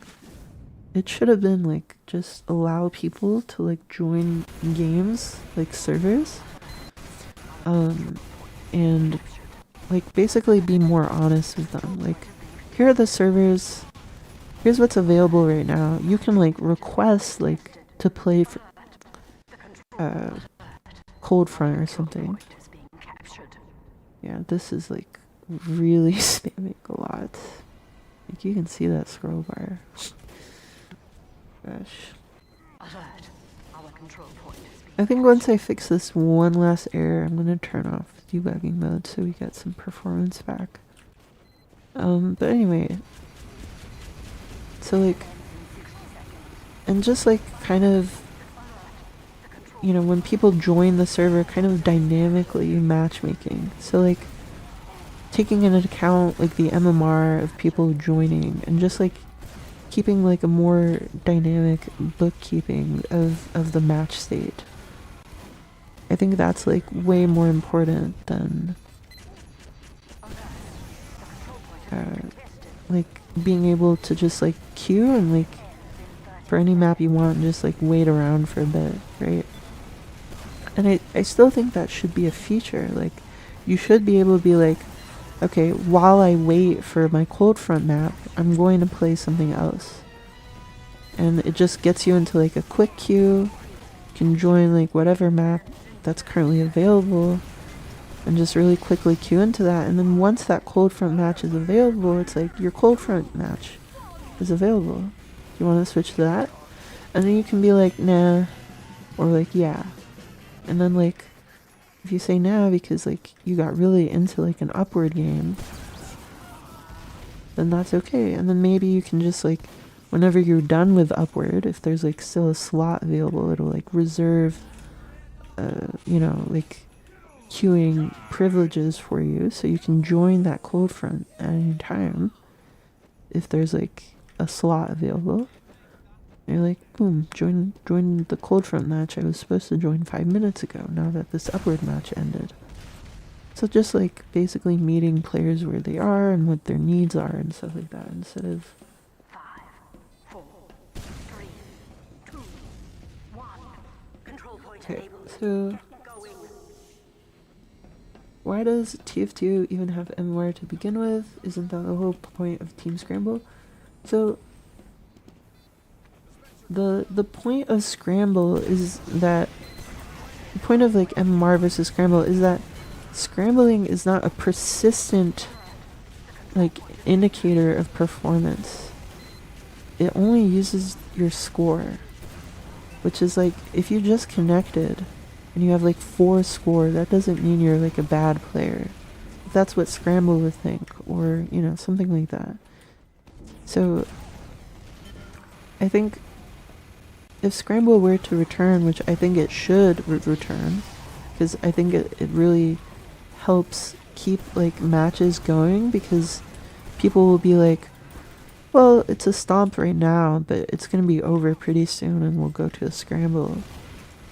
And it just keeps that like ability to like have that kind of flow state in TF2 where you're stomping, but still give the other team like a fair shake like in a few rounds. So that's pretty important. But I think like score and MMR should be combined in that system to give like a more accurate picture of like, well, this player is like a very skilled player, And, you know, they should be treated that way instead of like just, oh, this player has like 5 score right now. And it's like Banny or something. And it's like, he just joined or something, right? Or he's like paying attention to stream chat more and he's not really, you know, into it yet. He's just warming up, right? And I think those two systems are pretty important to have working in tandem. Now, I did some experiments because we do have casual matchmaking available in Team Comtress 2 in terms of just the round setup and all of that stuff. I tried, you know, just off the cuff, like having Scramble in there, and it didn't work because casual matchmaking isn't really designed to have the round restart. So that support would have to be added in, like it's more of a technical limitation of like just that support not being added, and then I could definitely integrate team scrambling and casual in like a really nice way.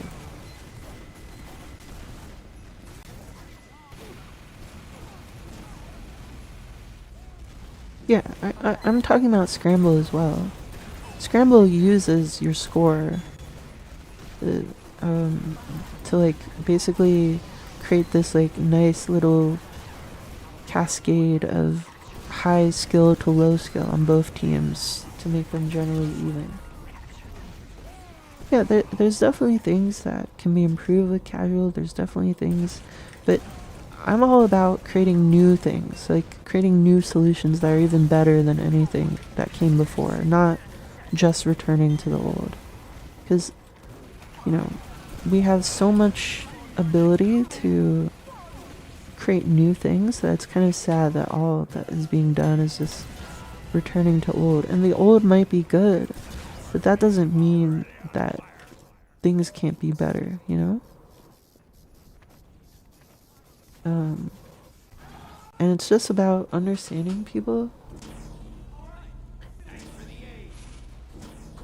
Yeah, I mean, that's definitely like a valid complaint, like not trusting Valve, I suppose. But I think Valve has a good track record in terms of solving problems when they're actually in that problem solving and iteration mode. And that's something, you know, I really seek to learn from and emulate in some ways. And just like apply a lot of that like analytical iterative thinking to tf2 again. Because like in the glory, like Valve made this game, so like I think we should be a little bit honest that, you know, Valve is pretty good at making games, but obviously they haven't really been at 100%, especially for tf2. Yeah, but the thing is, so that isn't necessarily true, because like matchmaking is about server allocation. It's about basically Valve having a bunch of servers, like in terms of like hardware that they've bought to like run like tf2 servers on. And like matchmaking is a system of, on their end, managing that in a way that helps them, you know, maintain that like those thousands of servers that they have running for tf2, you know, basically maintaining them pretty well. And that's like generally why the map resets so frequently, is to clean up stuff and keep the servers like basically fresh.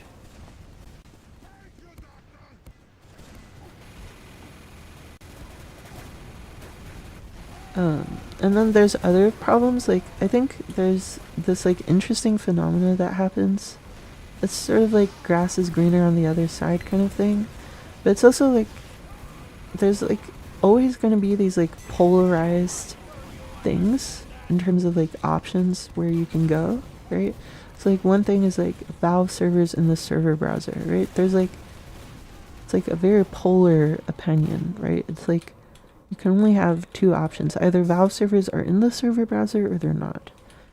And what's interesting is that like when Valve servers were in the server browser, people actually complained, particularly like community server owners and people who were invested in like keeping those communities alive because they played in them. They complained about Valve servers being in the server browser because they felt it was like unfair competition, right? Like it was just like thousands of Valve servers like being spammed in the server browser, and it made it hard to find community servers. And they're like, we're competing like alongside Valve servers. So a lot of people complained about that, and then when they removed the servers from the server browser, people started complaining about the other thing, like why aren't Valve servers in the server browser?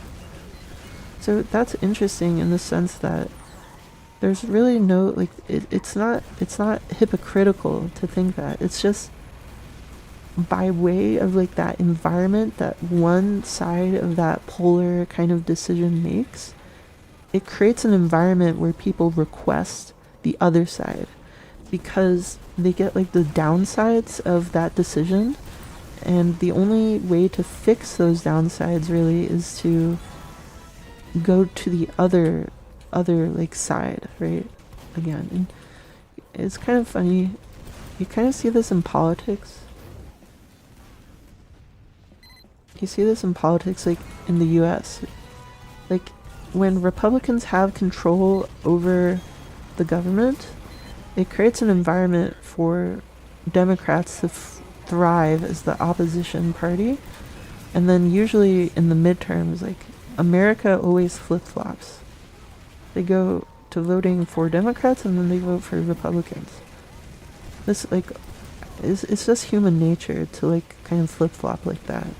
Is going to one side creates that environment for the other side to seem better, right?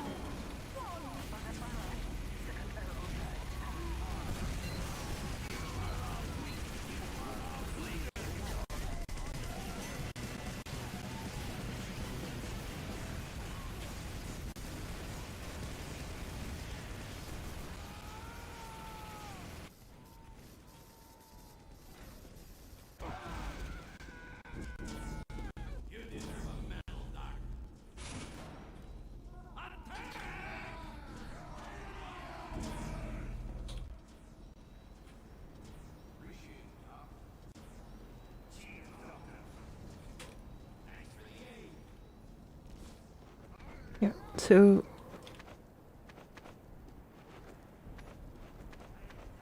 I think in general, my opinion on this is that a lot of people I don't think Valve servers are necessarily the place. Valve servers aren't the place to create that kind of experience that people want from quick play. I mean, they definitely like did a okay job at doing it, but ultimately I think community servers are way better at that kind of long term play where you know, you're chatting up with a bunch of people who are like returning to that server, and you know, the moderation and like the environment of the server that's been curated kind of makes it a good place for a bunch of like people to join up together and enjoy TF2 together. And I think that's like way more conducive to, you know, that kind of play of like long term like 45-minute map timers and stuff like that. I don't think kind of faceless Valve servers where there's just a bunch of random people is really the place for that sort of stuff. I think, you know, there needs to be 3 healthy ways to play the game. There needs to be basically this just really quick, mindless, just I want to play the game kind of experience and get like satisfaction out of matches.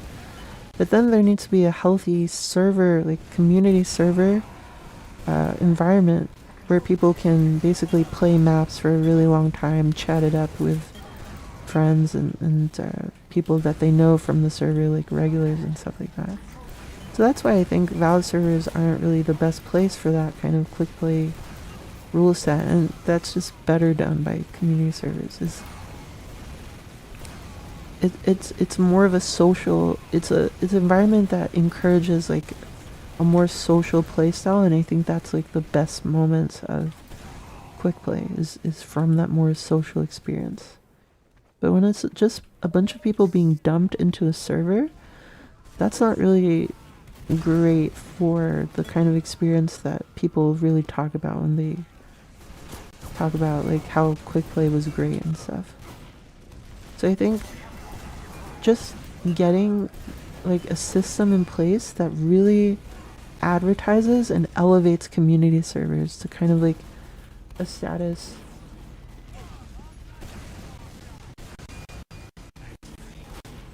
like creating basically that environment for people to be on community servers. And like that isn't to say it's bad, right? I'm saying it's good and there should be an environment for that quick play rule set. But there's also people who enjoy the casual rule set, and that can't really be like denied because that's, you know, literally true. Like there are people out there.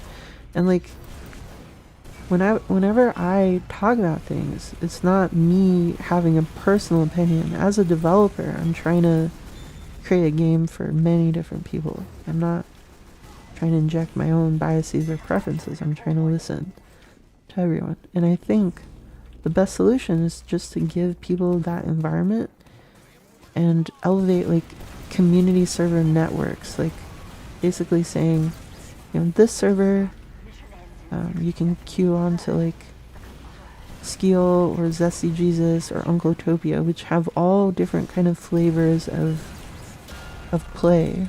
Oh my god, that was a good crit. So I think it's like important to kind of elevate that kind of nature of community servers, having like, you know, like Uncletopia obviously has a certain type of players like that are associated with Uncletopia, right? So it's like, you know, more kind of try hard, more veteran kind of environment for Uncletopia, and it's like elevating that kind of like experience if people want to play that, and just basically saying here are all of the Uncletopia servers, right? And just helping with that growth of a bunch of different community networks to accommodate all sorts of preferences for socialization, rule sets, and stuff like that. And then another kind of, you know, platform, you know, Skeel, you know, more laid back, more casual, you know, whatever. A lot more newer players and stuff like that on that server most of the time. So it's like elevating those different sections of the community servers and really just giving them a place to register and advertise themselves, so that people can find a community, like a kind of like, you know, a Steam group or whatever, where they have servers associated with that, and just a bunch of people just having fun together and playing something that they all agree is fun, right? And I think that's really important to like elevate community service, because I think that's like, personally to me, I think I have the most fun in this game when it's like 50-50 between voice chat and the game. So like, you know, like just people talking and having fun and making jokes, and you know, the gameplay is kind of like just there. And like quick play was great for that. So that's why I think like community servers facilitate that experience of like just hanging out, it being more of like a social pub setting. So I think that's where that kind of experience should be made more official, and stuff like that.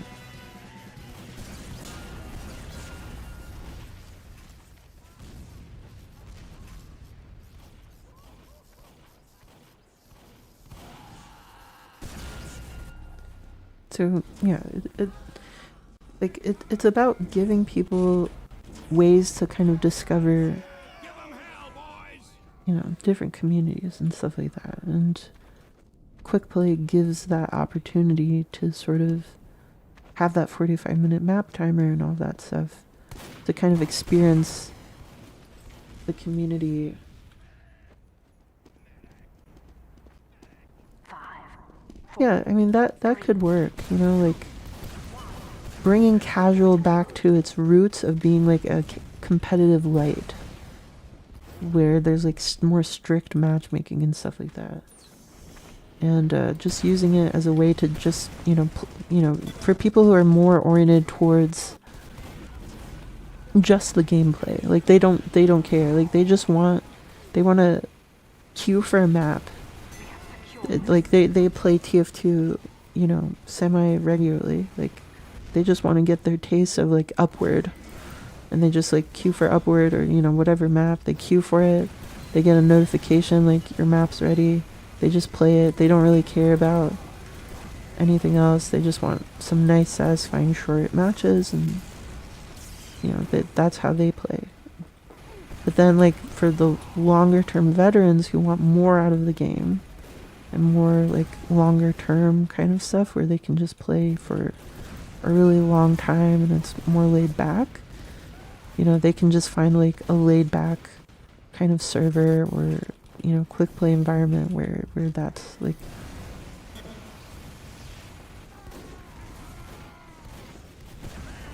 conducive to that. So I think that's like the best solution. And like, so the other thing is you can have this kind of thing where basically, as I said, like you basically just have this like browser of communities, and they could like show their logos and stuff like that, and you just browse through like a list of communities. And that like helps with like impersonation as well, because like you can just see all the official servers of that community and they're like officially registered under like a Steam ID, and they have like a logo, maybe a little bit of description of that, like what the kind of vibe is and stuff like that. And like maybe there's like opportunities, like here's a donation link, right, to just help community servers stay running, and just have all of that just be one-stop shop in game, to just just keep community servers active and keep those communities active, and giving people that environment to just find like, yeah, I really vibe with this like rule set of like, I really vibe with this kind of laid back moderation or something like that, and I'm like really into like this particular server network, like how they run things and how like what kinds of people join that server network because of that rule set and because of that moderation and all of the other things. And then you just find like a community that you really have fun with, and you just play for hours, you just chat about whatever, it's like uninterrupted, just chatting and playing and stuff like that. That's like awesome, right? And like you could have some of that on like Valve servers back in the day, but it was very like emergent and it wasn't really the main kind of thing. You just kind of took like a Valve server hostage, and it was kind of like a weird way to work around it. But if like community servers were elevated to the like kind of a more official status, and here's like the map vote system that I fixed that a little bit, so just you can just select a map while you're playing, while when there's like a little bit of time left, and then that's the next map that we're gonna play now. Just a bit of a coincidence that we won at the same time that the map vote came on, but if we were playing, it would just basically wait for us to win the match and then go to that map that we queued for while playing. So that's like, I'm really trying to hone in and really polish that experience of basically creating as interruption free of a system as possible for this quick play rule set, and just basically just like really honing in on it, like basically just making it really easy for someone to just start up like a quick play rule set server with like a defined rule set that they can customize if they want, but it's just making it as easy as possible to just make this like just a working server with a lot of nice quality of life and nice features. You envy the lo-fi long wave. Yeah, actually I just got it like randomly. Someone apparently like shouted me out on like a Critzcast podcast and I just got it and I didn't know why. And then like someone later like said like, oh, this person like mentioned you like for like a shout out like lo-fi long wave. And I've been wearing it ever since. It's like my main hat. So I quite enjoy it. They are giving them out like quite a lot right now. Like, there's been kind of like a resurgence in them.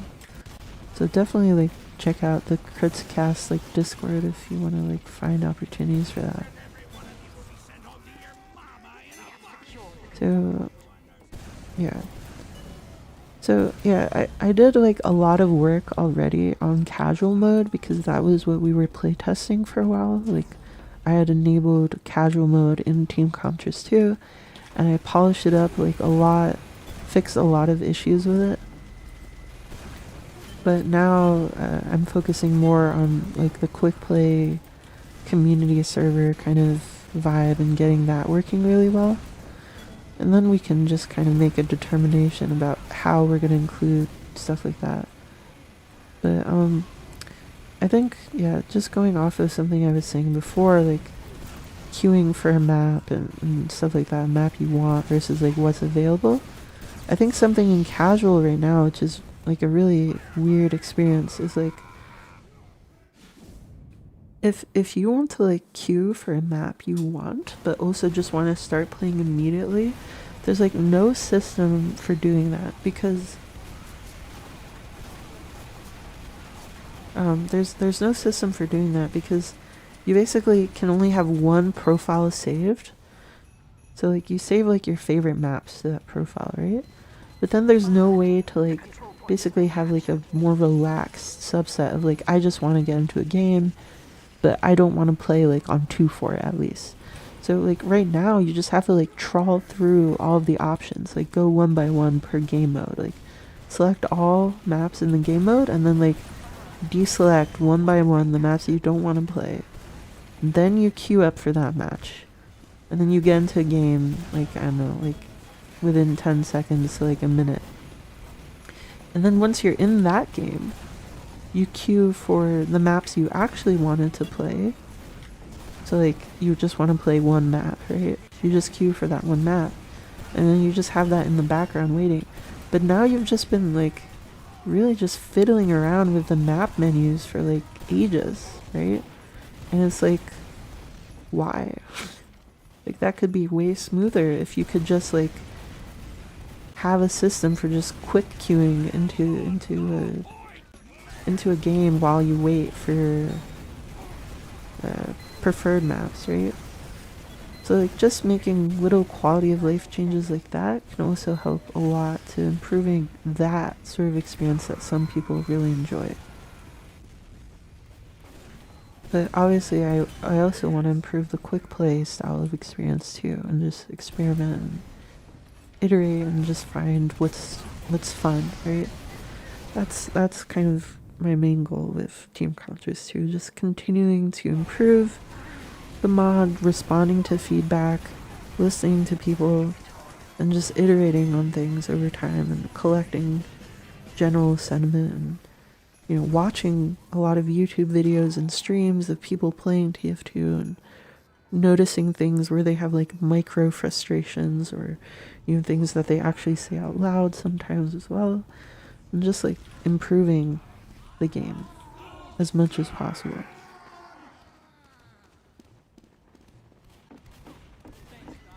And yeah, so like I think you mentioned earlier like team switching and stuff like that. In my version of casual, you can switch teams and stuff like that. And I think that's really important. Just making the matchmaker really dynamic and flexible and really like on top of things.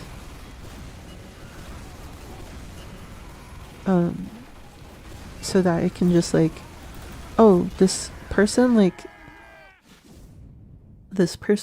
joined the other team and the teams are now unbalanced. We're gonna like try to fix that over time by like, as the game progresses, we might like shuffle the teams like incrementally. We might go for like a full scramble after a few wins. We might try to pull in higher skill players to join the other team. You know, we might do all sorts of things, right? And it's like just being reactive and dynamic to like what the players are trying to do and like balancing around that rather than restricting the players from doing things just because we're afraid that like it might unbalance the match, right?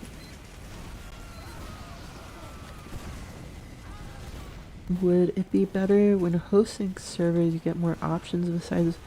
Yeah, so I've actually done a little bit of work on that, but the main thing I want to do is like add a whole new menu for accommodating that. Because like the current menu is pretty bad, honestly. But I did add like bots and difficulty here. But yeah, it's not great. So I do want to like redo that menu, but like basically just make it conducive to just really easily creating your own server with the stuff you want and curating that experience and letting other people join and stuff like that is definitely something really important. Just making servers easy to create and easy to join, just curating that experience and creating like something really nice for people.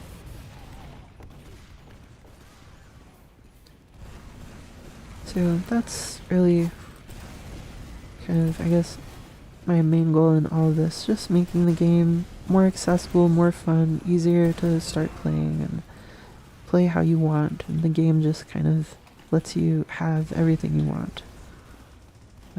Because it's like respecting you as a player and your choices.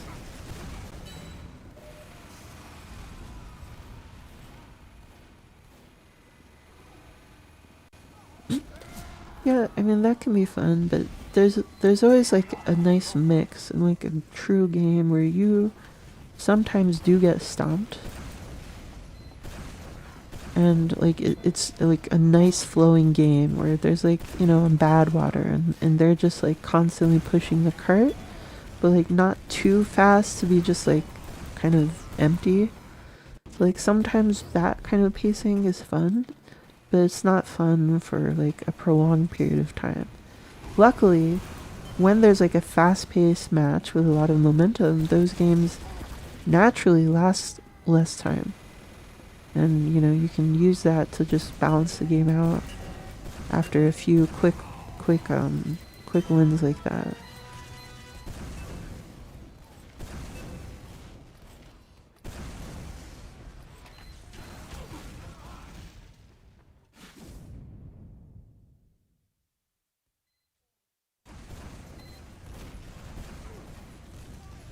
People don't switch over that. Switch over real that. Yeah. Yeah, I mean that makes sense. But like that's where the scramble comes in. Like for those kind of not so bad stomps, it still corrects for that, but it lets them happen, right? It lets them still happen so you can enjoy that sort of fast pace, and it's kind of like a learning experience for new players at the bottom of the scoreboard of that team.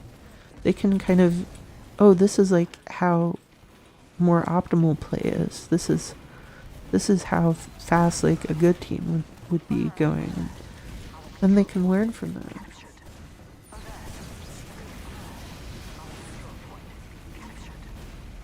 So that's like pretty good. I think like, but yeah, it's just finding that right balance between all that and then giving people options for enjoying the sort of stuff that they want to experience. And when they're down a few players, yeah, that's definitely important.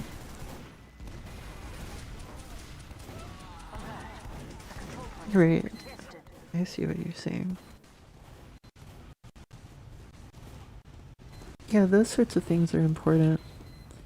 Obviously, auto balance should kick in if people don't do that, but like in casual, the problem is they have to like force people to auto balance because they can't voluntarily switch.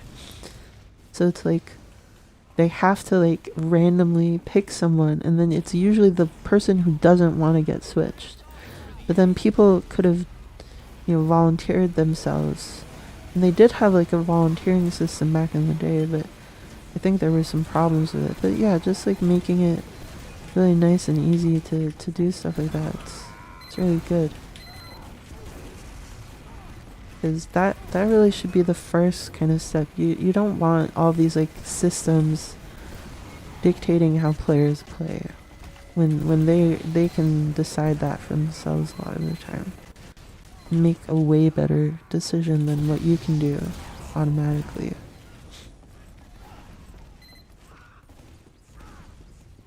Yeah, for sure, yeah.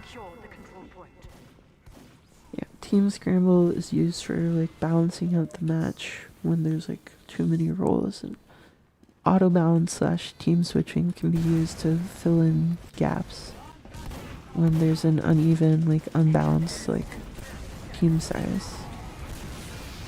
Yeah, I get what you're saying. That's definitely true.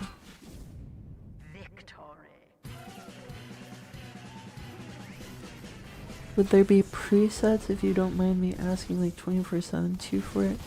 Yeah, 100 players. Yeah, so I'm thinking about the best way to do that, but definitely I do want to accommodate all sorts of play like that. I also did see a question from someone earlier about like how I would improve competitive.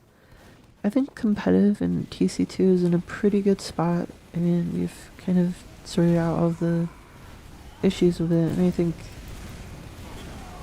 it really accommodates people pretty well now, from people, playing at like a advanced slash invite level.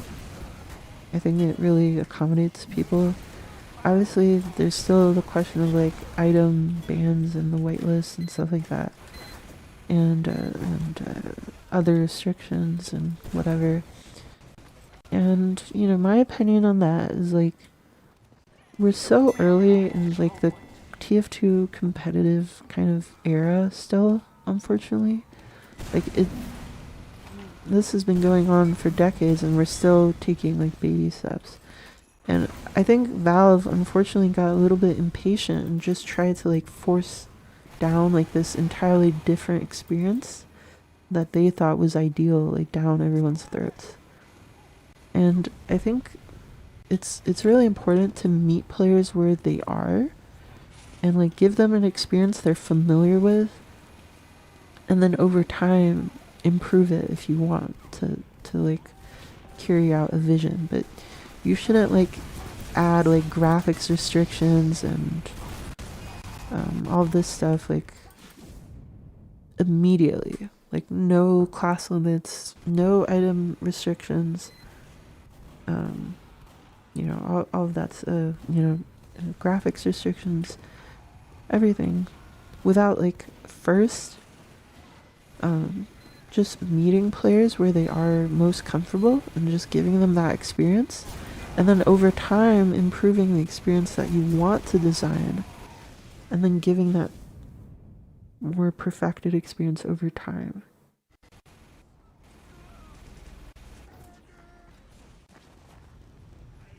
TF2 shouldn't have official comp, just keep it grassroots. But I mean, there's benefits to having things more in game and more officially supported. I mean, beyond anything else, there's just a bunch of like hacks people have to do to improve like the spectating and casting experience for TF2 that should really just be part of the game. And there's other things like that. Like there shouldn't be so many you know, even on the casual side, so many casual plugins for voting and administration and moderation. Like, no one uses the default kick and ban system because it's like horrible for people. It's really hard to use. It doesn't work properly.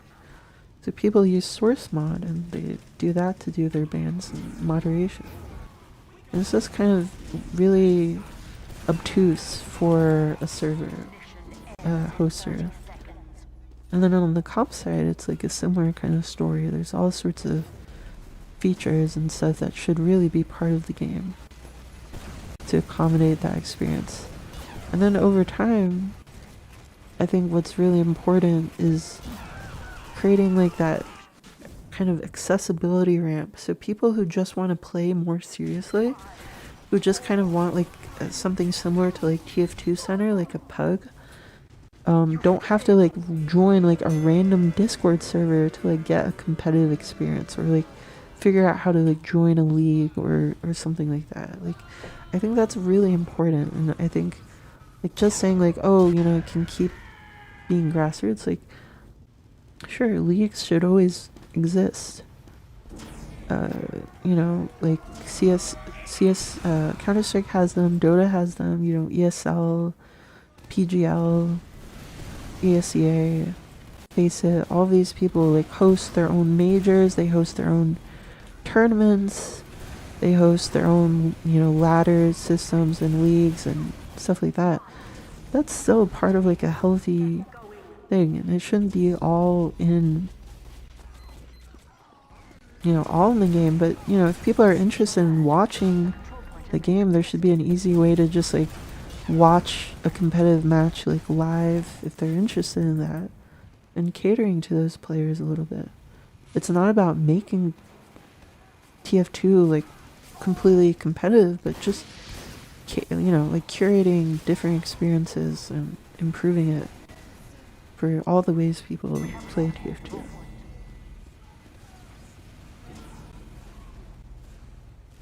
So what I'm saying with that is they shouldn't do it all at once. Like, those things are fine to introduce over time, like graphic settings and different rule sets. But I think it's really important to like, you know, just give people what they expect first.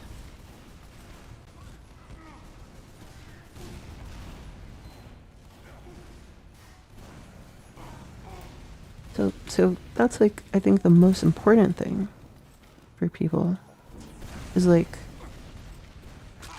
giving people what they expect first, and then like improving it or changing it over time instead of it being like completely foreign and alien to them, which is, you know, like ultimately, eventually, I like to, you know, fix gameplay issues more directly in the game through things like item balance and stuff. You know, there's a lot of useless items that, you know, I see it as just like any old other like bug in the game, right? It's like these items are not usable, right? Oh, I think the server crashed. The server crashed.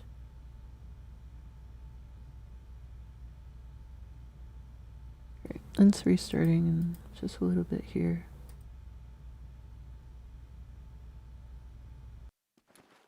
Okay.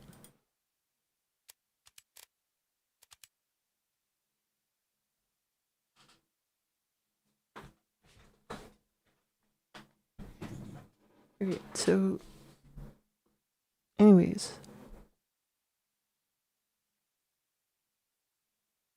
like I don't want to do all that immediately because then you have like a completely different experience,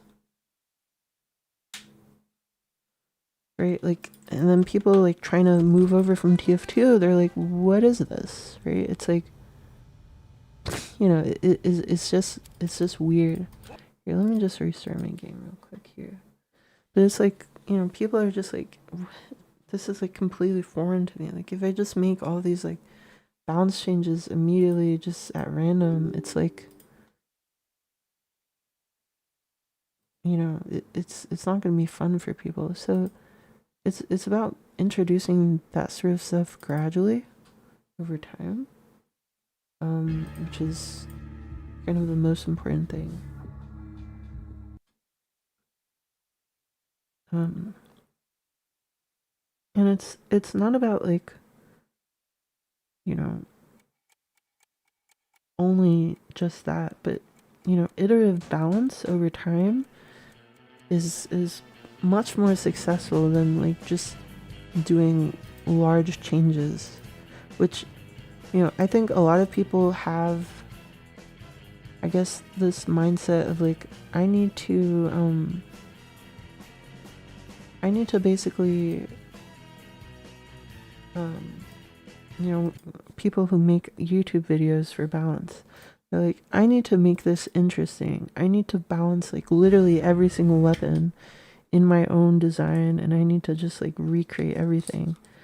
And then it's like, well, no, you really shouldn't do that. There's only a few things you kind of need to do for tf2, just like out of the gate, in terms of just fixing a few things that were incomplete in the game's balancing when they like did passes, like over nerfing the base jumper, or where it's like frustrating to use because you can't redeploy at all, or like, you know, touching up the Sandman to be more fun, and stuff like that. Just fixing kind of the mistakes that didn't get resolved because they kind of just stopped updating the game after 2018, and then going from there over time and just seeing, you know, finding the fun over time is really important. You know, those YouTube videos, they just come up with a bunch of things, and that's kind of just it, you know? And they try to be a little bit radical just for the sake of entertainment, I think.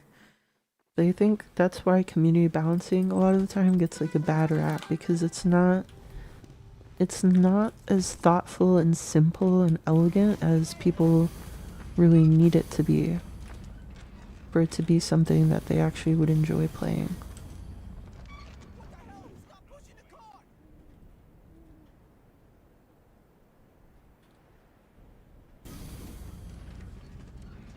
Why is that cart stopped, maggots? Stay close, guys. I do not see enough pushing. So, I think, Ultra Scarlet, I'm noticing you're having like a lot of like pretty extreme opinions that you might have gotten from a certain YouTuber. I think, in general, I think there's like a kind of middle ground between like these two sides. I don't think it's like anything like this game was ruined by X or Y. I think ultimately it's really important that, you know, you do balance for high skill players, because those players are going to be playing in pubs, and they're going to be playing really annoyingly if they're given the opportunity to do so.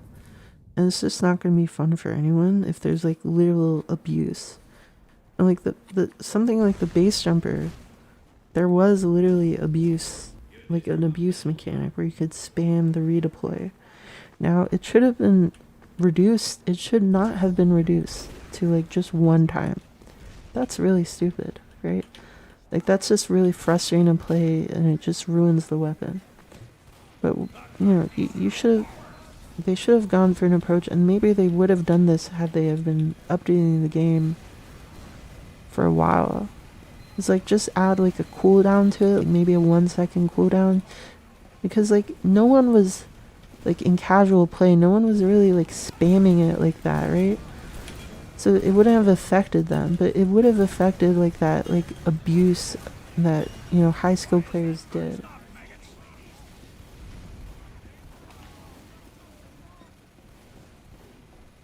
Yeah, so I mean, it's one thing to say like the weapon is ruined, and then like saying like that there's pretty much no difference.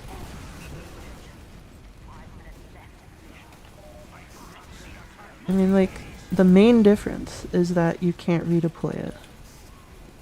And honestly, it's good that you can't spam redeploy, because it just looks weird and bad. Like, it just, like, when someone is in the air and they just constantly spam the base jumper on and off, it just looks really janky and bad. And that doesn't mean that the current change to it is good. But, you know, there needs to be something to address, like, literally just spamming it every second, or you know, every millisecond, right? So, you know, just adding a cooldown of 1 second I think would be fine, because then you can just do like pretty gentle shifts of falling and gliding in the air, and it would be fun. And it wouldn't be frustrating because you're not punished for like using the weapon's functionality and having to like commit to just being deployed or undeployed.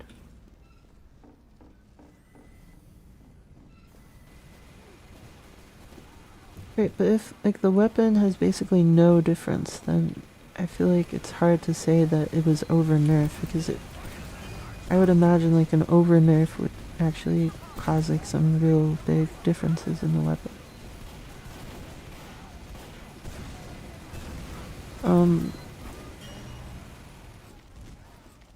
But anyway, I just think it's a pretty simple change to just add redeploys back but on a cooldown, and it'll be fine on the base jumper. Why is that cart stopped, maggots?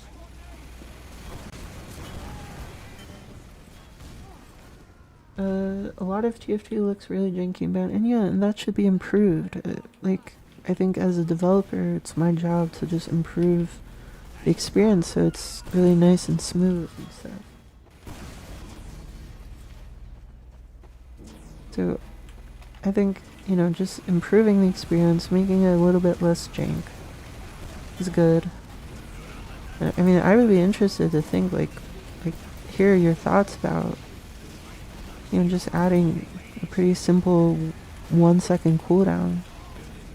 I don't think that, like, affects, like, its usage negatively. And I think it addresses the main problem that people had with it. So it's fine.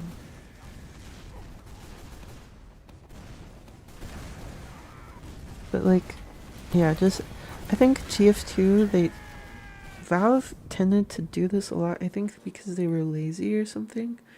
But there's a lot of things that are just like limited to like a hard limit instead of having like a cooldown. Like, you can't crouch more than 2 times while in the air. So like if you rocket jump in the air for a really long time, you can't crouch.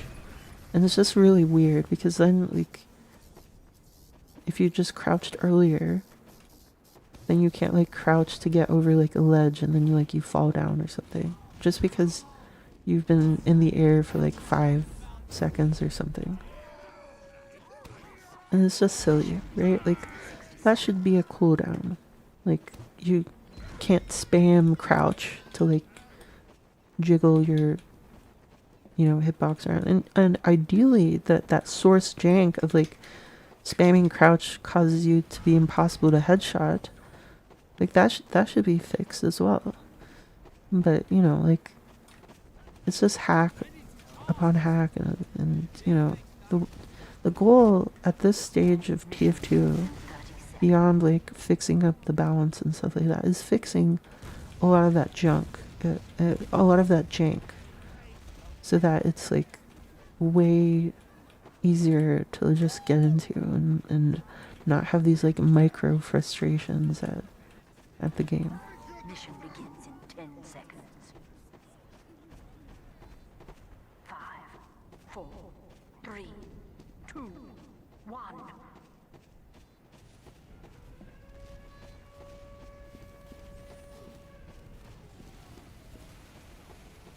Stand next to the cart, damn you! Oh, yeah, I mean, it's been fun, like, responding to stuff. I'm sorry if if I like made it seem like it wasn't fun for me. I just have a lot of strong convictions sometimes, and I sometimes like to talk about them. But and I really want to encourage like more discussion, like more sharing thoughts and more thinking, and more just analyzing things and just considering a lot more than just one viewpoint, because I think it's important.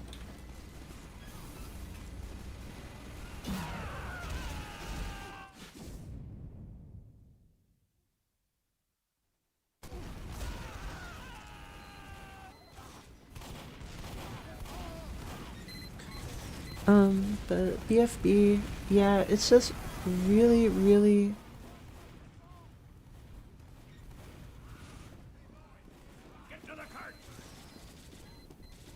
the baby faces blaster, it's really punishing to just lose all your speed just from someone like sneezing on you.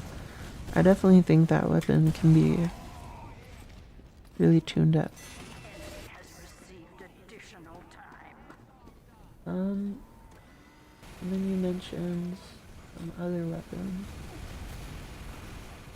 The bison? Yeah, the bison is like really interesting. I think it should have like probably a max damage so that you literally aren't like nuking someone accidentally for like 2 billion damage. But you know, that should be on a cooldown, like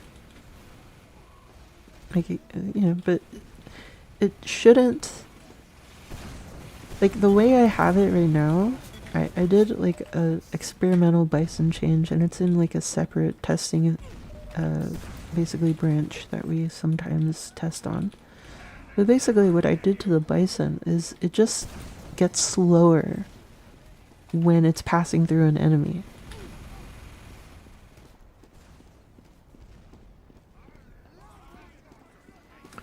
And what that does is, like, if someone's like retreating, it'll basically perfectly match their speed because it's going slow, and it just does a ridiculous amount of damage. And even if they're not retreating, it's still gonna linger a little bit, like slow down while it's going through their body, and it's gonna just do a lot of damage. And it's really satisfying because it's like, it's a nice side grade to the shotgun, because with that change, it does damage similar to the shotgun, or you know, sometimes slightly a bit more. Like it'll do, you know, 100 damage or something, and the shotgun has like pretty similar damage. But the side grade aspect of it is that it's only one projectile, so if you miss your shot, you do 0 damage. But with the shotgun, if you know, fail to aim at center of mass, you still get like a good chunk of that spread damaging that person. It'll maybe do 40 damage.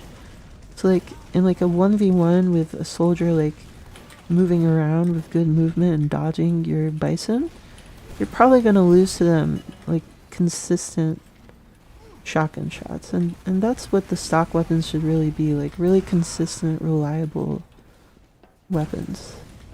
So I think it's a really cool niche for the bison to have that, and I think I'm actually really happy about that change I made to make it just slow down a little bit while it's going through enemies.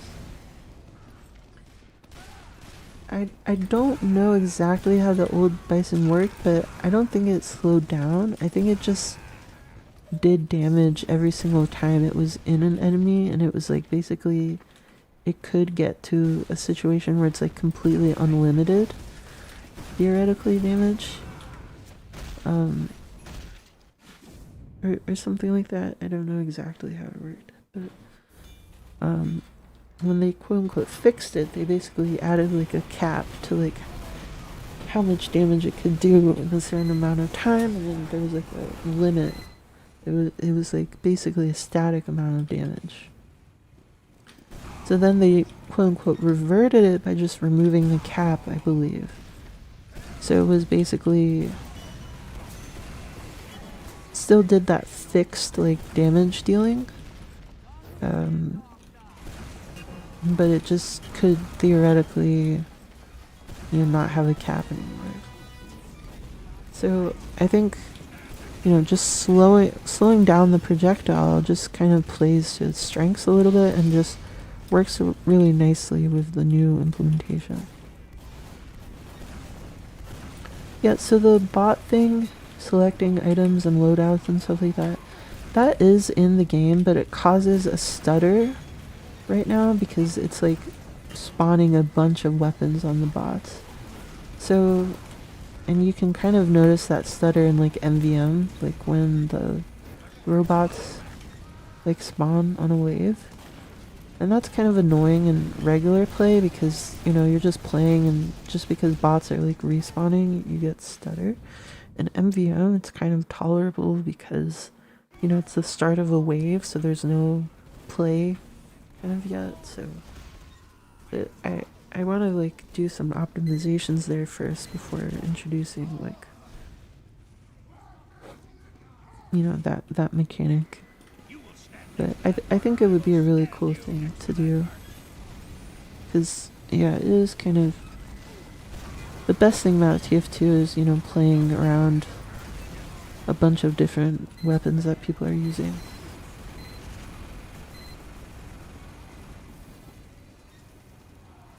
After tweaking your config, I was able to stop losing my mind. Yeah, I tried to make my... Oh, see you, Gator Hunter. Thanks for playing. Yeah, anyway, I really try to make my config customizable. It's a bit weird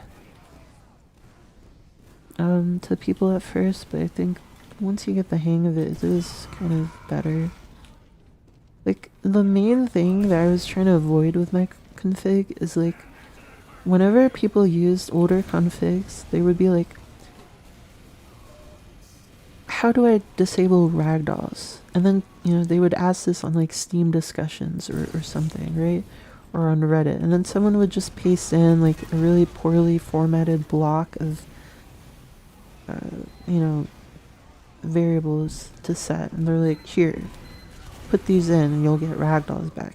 But then like sometimes those settings weren't good, right? Like they had bugs or issues and people were just copy pasting stuff from various places. And I created like the module system in master config to kind of alleviate that, so people can just choose like ragdolls on, ragdolls off. And it's always like the most ideal, most current way to like enable ragdolls or enable gibs or disable them. Because I'm updating like the framework of the config like in the background, and people are just like using the same setting, like they're using the same enable ragdoll setting, but maybe the settings are different if I like choose to improve the settings. Maybe there's like a better way to enable ragdolls that we discover, and it still enables ragdolls, so people just keep that setting, but they just benefit from that without having to change anything in their config themselves, which, with the old copy paste system, you would just like copy around like this like bad setup and you wouldn't know, and you would get like a ton of like performance issues or something from just bad settings. So that like just curates them. And like I used the old configs back in the day. Like I've been playing this game since 2011. Granted, I kind of played this game like an amoeba. I was like a WM1 Pyro and just played Pyro exclusively for like 3 years. And all of my friends in school would make fun of me because they're like, you don't even know how to air blast. I'm like, what? And I don't know, I just found it fun. I just played like Sawmill, Dust Bowl, and I would use Pyrovision because I didn't want the blood and gore and stuff, and so it was just nice to play with Pyrovision once it came out. So that was pretty cool.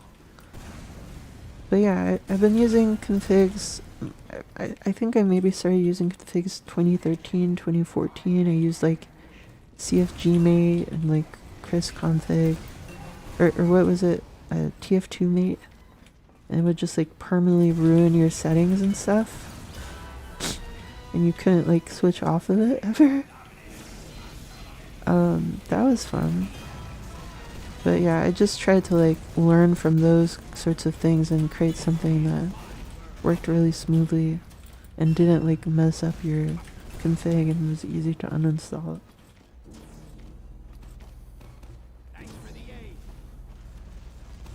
Real one started out on Mario Kart. I actually, so like, I actually played a lot of custom maps back in the day because my friends were way more familiar with Source and stuff like that, and they would be like, "Yeah, join this server or something," and it would be this weird server. I don't know the map name, but maybe someone will know. Like you spawn in like a slide, and like you instantly start falling down, and you like go through this like water. It's not a water slide. It's like a bunch of invisible walls and like poorly constructed like wood like blocks, like baby's first map. And then you would like get shot out from like a tube into like the play area, and there were like a lot of different places to go. And I might be mixing up maps here, but yeah, maybe probably. But there was also this map where there's like a lot of separate rooms where you could like do like set up a bunch of like achievement scenarios and stuff with your friends.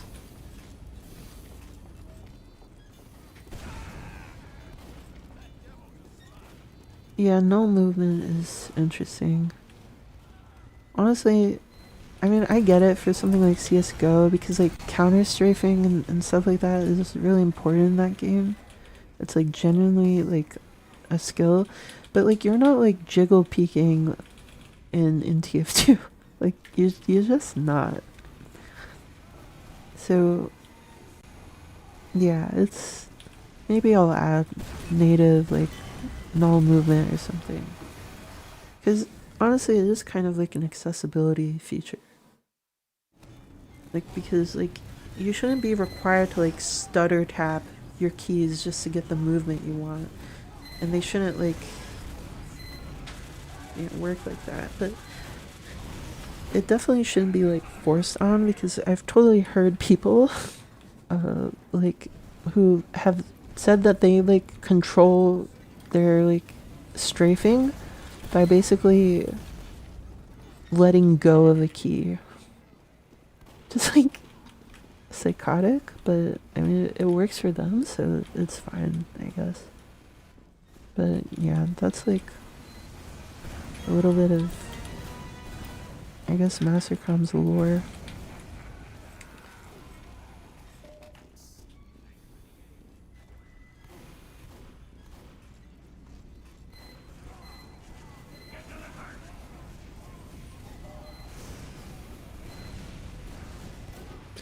Yeah.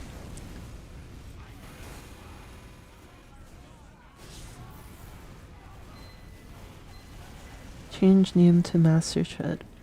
So, I'm pretty sure I got death threats when I made the Among Us April Fool's joke for master config. So that was fun. But like, I basically on startup it would show like an Among Us like twerking in the console with like ASCII art for like a few seconds. Or no, it wasn't twerking. It was like just like walking a little bit, like doing the Among Us walk. And it would play like a little jingle, right? And people got really mad at that, I guess. So that was something, but TF2 community gets mad sometimes. And I've learned a lot better to like handle it, like, because I mean, I wouldn't say I'm an internet personality, but I've had my run-ins with like what personalities have to deal with sometimes, and it's made me a lot tougher, I guess, but still So I try to not let it get to me. Oh, auto scrambling routines. Here we go. Yeah, honestly, skill issue. Why would you download a config on April Fool's? Plus, you could just download the old one, so like truly a skill issue. Epic proportions. Yeah, so I actually promised to make it an add-on, but then I never did. I just kind of forgot about it. But maybe I'll add like an Among Us add-on for people. Because like, one of the things I wanted to do for masterconfig 10 is like make like a community sharing place for add-ons, and that's where I wanted to put like an Among Us add-on and stuff like that, so like people could like post like a C-tab add-on similar to like the null canceling, and they can, you know, do whatever they want, like custom modules, like if they want like their own custom modules they can make it an add-on, and you just like click install on the app, and then it like integrates like seamlessly. And so I wanted to do that, but because of Team Comtress I've been focusing less on master config, and also the year that I was gonna work on config 10 I just ran out of time and had to do like a bunch of other stuff, and it was a really hard year for me in terms of burnout and workload, so it just didn't work out, and it just makes more sense for me to work on improving the base game at this point with my abilities with Team Comtress rather than making like a config.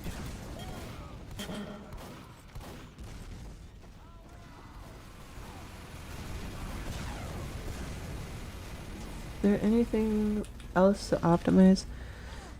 I mean, not really. But I've always thought that, and then like I've like discovered something about the game to like optimize it further. But this time, surely this time, like it's finally complete. Because like there were a few last optimizations and stuff. Oh, yeah, go flying. I'm gonna kill. Oh, no. Okay, well. Yeah, so it's like.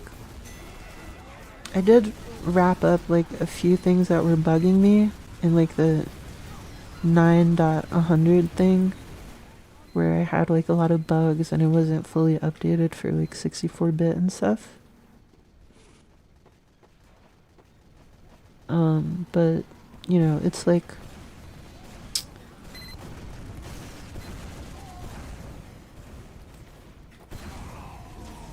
yeah, like I don't really want to continue it further, and it's basically maintenance mode for me on master config and head db and quick play and all those master config things. But you know, they're pretty nice. I think they're at a good spot, and I would love if someone could like pick that up, because master config, despite its name, wasn't really meant to be, you know, just my thing. It was supposed to be a culmination of like the community making like the best config. And originally master config was named tf2 cfg, which was like the worst name ever.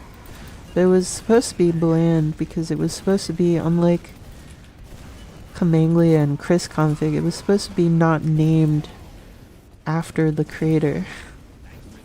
And it was supposed to be this generic thing where it was like, you know, the whole community collaborated on this and found like the best settings or combinations of settings and customization options.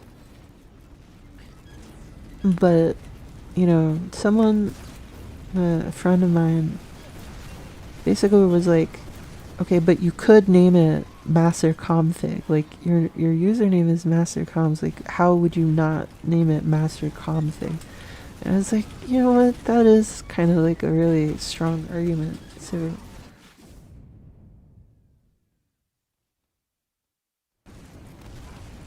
So it was like, yeah, it was like, you know what? Fine, I'll be doomed to name my config after my own username, just like Kamanglia and Rhapsody and Chris and more config and all of the other ones. So I ended up doing the thing I didn't want to do and just doing the same as every other config. But yeah, my username is mastercoms or mcoms, if you don't know. So yeah, the config is based after my username, not the other way around. I didn't name myself after a config. That would be really sad, I think. But certainly if it did happen, I would probably justify it or rationalize it. I would like make up like an excuse for why it's okay and not really weird and awkward. Oh, holy random crit. Yeah, you're not gonna get away with that. No one touches my medic. They're like here, like abusing my fact that I was enjoying this like juicy random crit I got on the payload cart with all these like bots crowding it. You're just trying to like stab my medic. It's not gonna work, pal. Yeah, tf2 mate too. I actually got sad when tf2 mate went down. I'm glad that CFG TF is still around though. I feel like master config kind of replaces it, and it's got like really outdated versions of master config on there, and it's kind of annoying, I guess, because, well, it's not annoying, like actually like, oh my god, I'm so annoyed at this. I mean, I'm a pretty chill person, I think. As you can tell by my soft-spoken voice, where it's impossible to imagine what I would sound like if I was yelling. And you would be kind of right, because physically, I just like, it's really hard for me to yell because I just like shake if I'm like actually like angry or like in a stressful situation. I just like uncontrollably shake. Like my jaw just like wiggles and shakes, and like my hands like shake. And it's very hard to take someone like seriously when they're doing that. So, you know, I just try to remain calm most of the time, but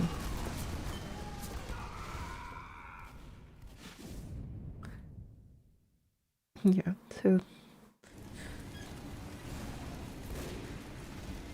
yeah, Amogus death threats. I mean, the worst I had it was when I had reported and like with a solution to Valve like in 2020, I think August 2020, to like fix like this inter bug. And then like they didn't credit me in the patch notes. And I just like off the cuff on like TFTV like said, because people were confused about the change, and I was like, hi, yeah, that was me that did that, and this is like what it does and stuff. But gosh, the spy mains literally went on like this like months long raid and crusade on my Discord server, like trying to like call me a bunch of mean things and like make assumptions about me. Just because they didn't like that I like fixed like a bug. And it was very weird. But you know, ultimately what I ended up figuring out is because I had the mindset of like, in every like even like most toxic criticism there's something valuable that you can learn, and like, you know, like learn like what's like the underlying cause of like why they're angry or something. But sometimes people are just angry and they just want to like hurt you, and there's not actually any like legitimate, like there's nothing like actually true about their like anger or how they're trying to insult you. Like they're just trying to do it to hurt you and like make you feel bad. And so you shouldn't really look too much into it, you know? Like it's not like, oh, I really need to analyze this like seriously, like in a logical way. Like, what do you mean? Like, everyone hates you or like something like that. Well, why would they think that? Let me analyze like why, blah blah blah. You know, but it's like no, they're just like saying that because they think it would be like maximally hurtful to you, right? So it's like you shouldn't bother with like trying to understand what they're trying to say because they're not trying to say anything. They're just trying to make you cry. Which, you know, I'll admit they were successful at for some time until I... Why did this bot just like detonate the stickies? What? What? It just like died. Just playing a bunch of stickies and dead at that. That's funny. Anyway, so yeah, I'm kind of over it now. There's been some more minor harassment things. Nothing to that scale. But, you know, it doesn't really affect me like it used to, which is nice, but it'd still be nice if there wasn't harassment on the internet because, you know, it's still an inconvenience and still hurts. Do you like mint ice cream chocolate chip? You know, I do like a good mint chocolate chip ice cream. Like, it can hit the spot sometimes. But I feel like, well, I guess this is ice cream in general, to be honest, but I feel like if I eat too much mint, I get, like, sick. But it can be a nice, like, really strong, interesting flavor, I think. Though my favorite flavor is probably Rocky Road or like, you know, Oreo. I enjoy it. Though with like some dark chocolate chunks and stuff, oh my god, it gets so great. I just eat Ben and Jerry's and like there's this other ice cream brand that starts with T and they like claim to make like gourmet chocolate or sorry, gourmet ice cream. And it's like a bunch of like layers of ice cream and it's like you're mining like in Minecraft. Like I yearn for the mine. Yeah, don't you run away from me. The doors are locked, you can't run away. Okay. I have to taunt Chungus Republic. That's just something I have to do. Anyway, yeah, where was I? For ice cream. Yeah, like, oh, it's called Talenti, I think. Yeah, so it's like a layer of ice cream, and it's like really rewarding to eat because it's like, well, it's ice cream. So, but it's also rewarding to eat because it's like, yeah, it has like a dark brown lid with like, it's like plastic. It's like see-through, and it's like layers, and you like shove your little spoon in, your ice cream eating spoon, and then you just like mine for like these like nuggets and it's like so good. But Ben and Jerry's is good too. You know, people misunderstand paper containers. Like paper containers are still plastic. Like you really think that like liquid ice cream substance is like in contact with paper? No, it's ice cream. No, I'm not saying you. But like a lot of people for some reason are like, oh, I hate this like plastic thing. I only buy like paper products. And then they like turn out buying like something that's actually worse for the environment. Just like that like combination of like plastic liner and paper.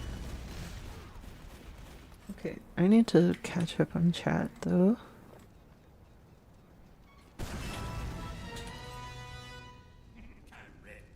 No, I'm not gonna let you kill me just because I'm trying to look at chat. weak lactose.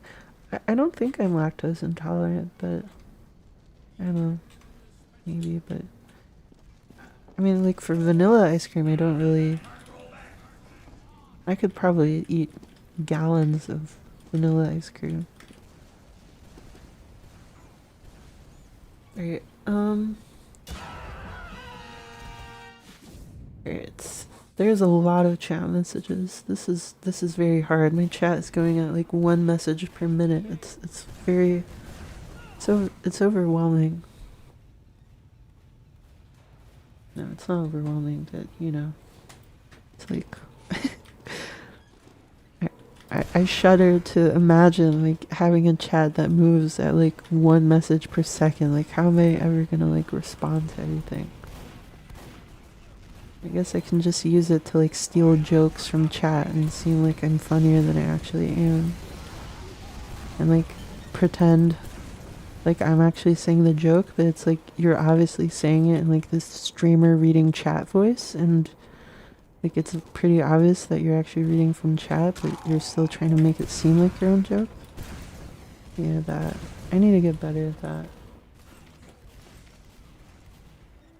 Okay, let's see. Poland.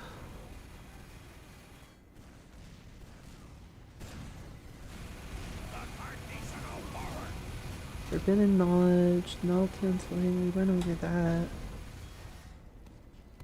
April Fools. Like, okay. Unfathomable Rage. Yeah, I haven't had ice cream in a while either. I'm trying to lose weight, so I've been trying to organize my diet to just eat things with actual like purpose and nutrients. So if I like identify like, okay, this thing literally has no benefit for me to eat. It's just like calories and fat. You know, I don't eat it. I only eat things that like I pay like a calorie cost in order to receive nutrients. Which, you know, if you take that to its logical conclusion, I should actually be eating like soy sludge or something. But no, I try to still eat tasty food. Because food is cool. But yeah. I'm yap maxing?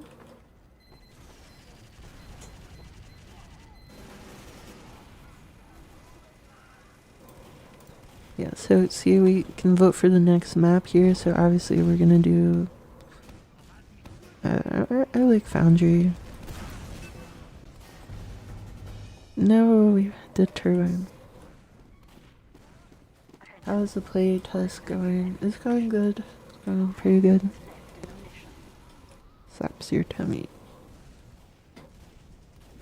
We should play the seal map, the wholesome Chungus seal map.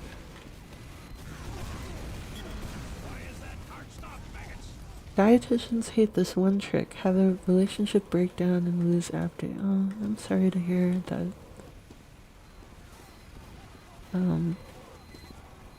You had issues with your relationship, but I guess just try to have a healthy relationship with yourself, and everything will work out. Because relationship does not define you, just defines, you know, two people together and what comes of that. Do not let that cart roll back. Went to San Diego and looked at seals.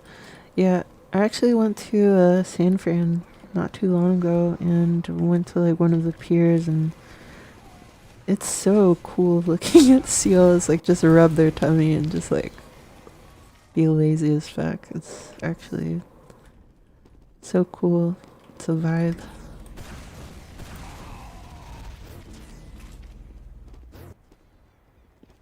Oh, it's a joke. Oh, well, I'm sorry I took your joke seriously. I don't know. I try to. I just. I like. I just like try to over therapy every situation. Because, like, a lot of my friends expect that of me to be their therapist. So, I don't know.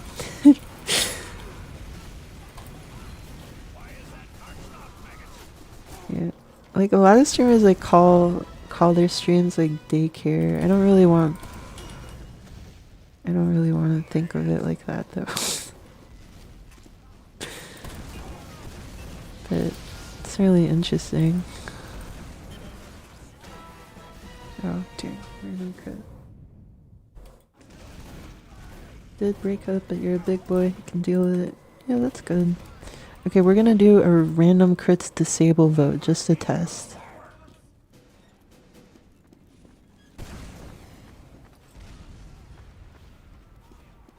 Yeah, being a therapist is obviously not good.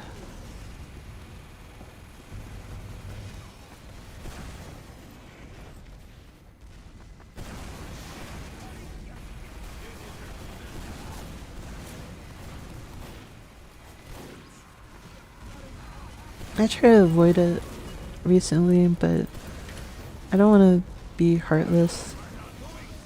So I always try to be there for people. But, you know, sometimes it's good to like try to like really diplomatically just say like, "Hey, I'm not really available for this right now. Can you like reach out to so and so or something like that? I'm really sorry. But let me know if things get better and we can maybe hang out. Maybe that'll help out some more." And just, you know, reaffirming that you really appreciate being their friend.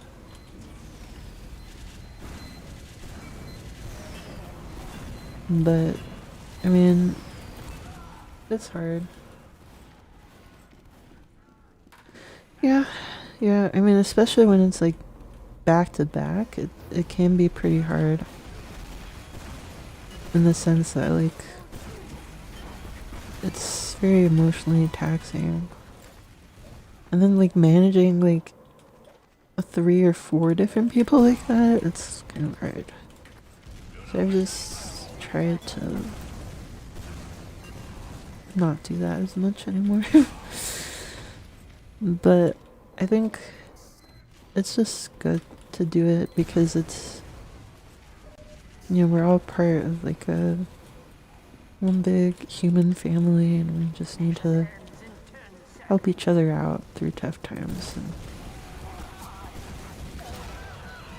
oh, dang. Nice. You failed. 6-7? Oh, the 67th time. 6-7, 6-7, 6-7. I still don't know what that means.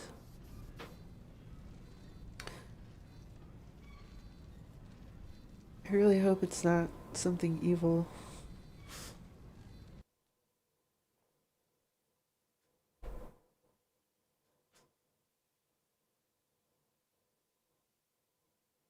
Okay, I have to be right back.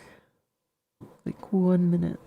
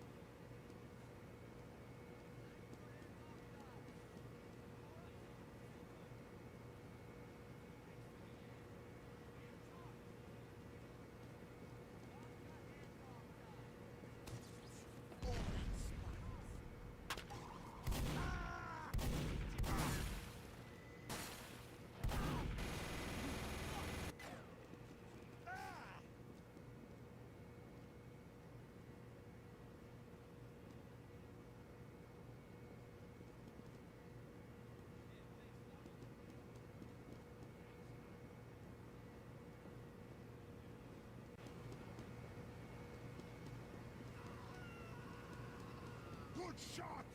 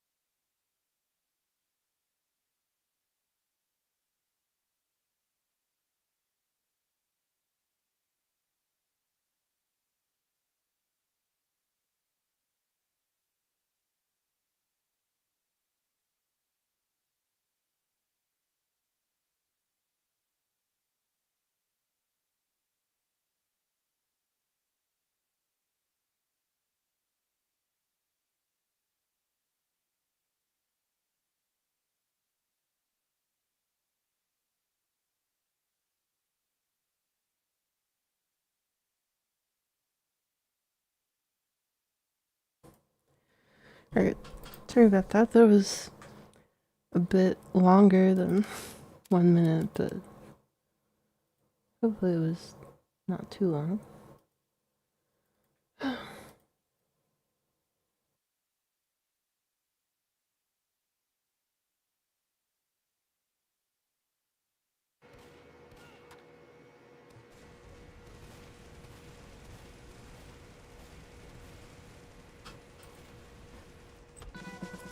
Yeah, so to answer the question about the beggars,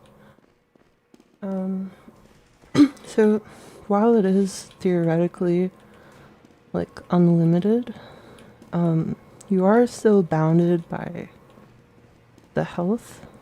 So you basically, have a limited amount of health and it's dealing damage every single jump that you do with the blast damage. So you're kind of bounded by your health pool.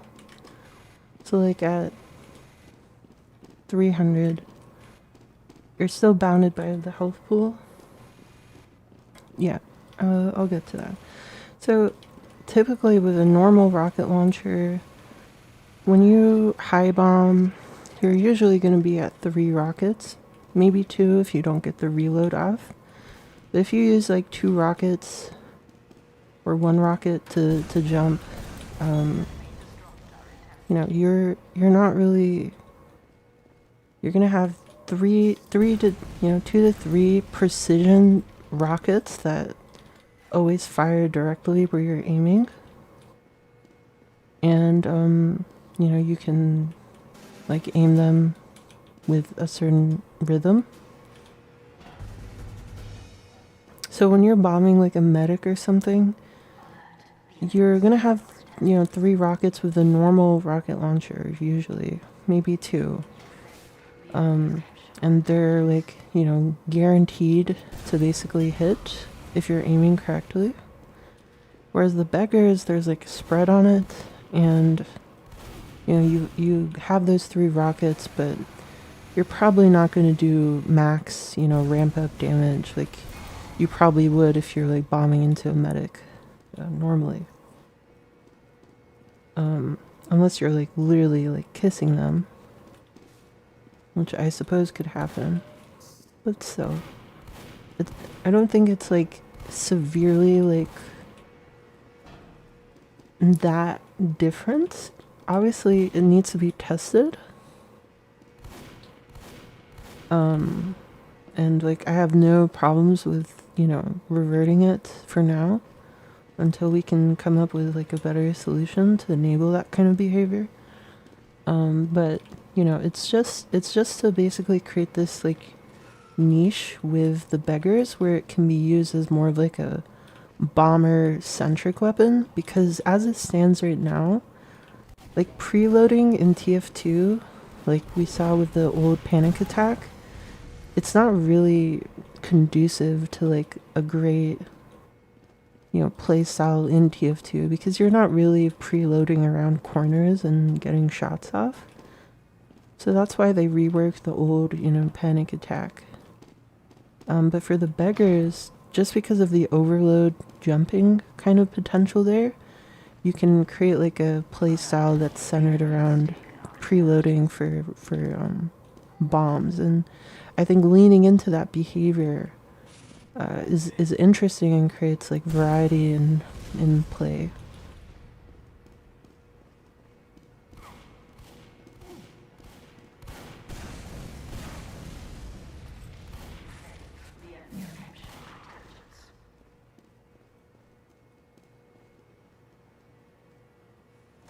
Allow to overload past the first three, but it still makes it so the more rockets you use, the worse your burst damage is.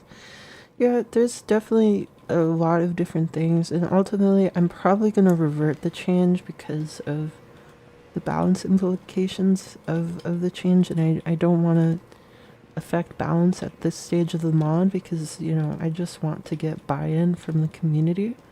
So just, I'm trying to be as uncontroversial as possible and just give like a really smooth transition from like playing RGL or playing something on like the main client to playing, you know, on TC2. So, you know, stuff like that. I'm probably gonna move that off into the beta version, so it's like separate. It's like a separate experiment. Because I have gotten a lot of that feedback, but I still think at some point we are going to touch up the beggars like that. And you know, some ideas that I had were to increase the amount of self damage it does. The more you consecutively like overload. So it's basically like your weapon is like bursting basically, you know, and getting basically dealing more self damage to yourself. So you can't really do it forever. It like gets to a point where the damage becomes very limiting to yourself. Beggars was already balanced. Yeah, I mean it's balanced in the sense, but I think it's interesting to elevate a lot of different playstyles in the game. To make them a little bit more interesting and lean into their, you know, separate areas a little bit more, just so we can just elevate the excitement and hype of the game with all sorts of different play styles and stuff. But that'll take like a very long time to like fully see through, but hopefully you understand like the vision of that.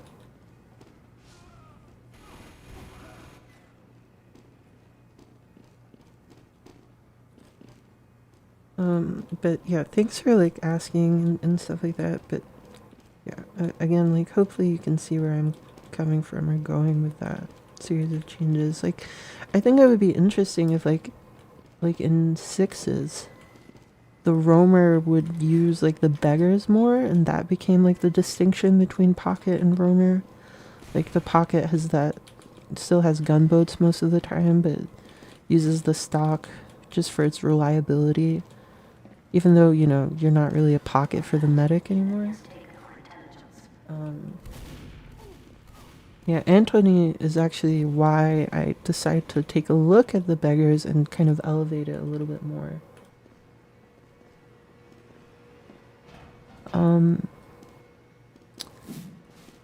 Yeah, so okay, I'll change the map. What was the map that we did?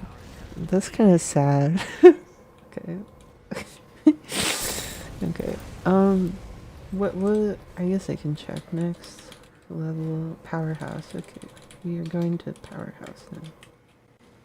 I'm just gonna change the map manually. Yeah, so I actually have some stuff for the medic speed buff. Um, but basically, it's designed around thinking about it a little bit more about like the impacts that it has. So it's not like a flat speed matching.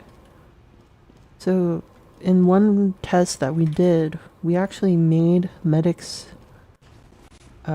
beam speed people up by 10% up to medic's speed.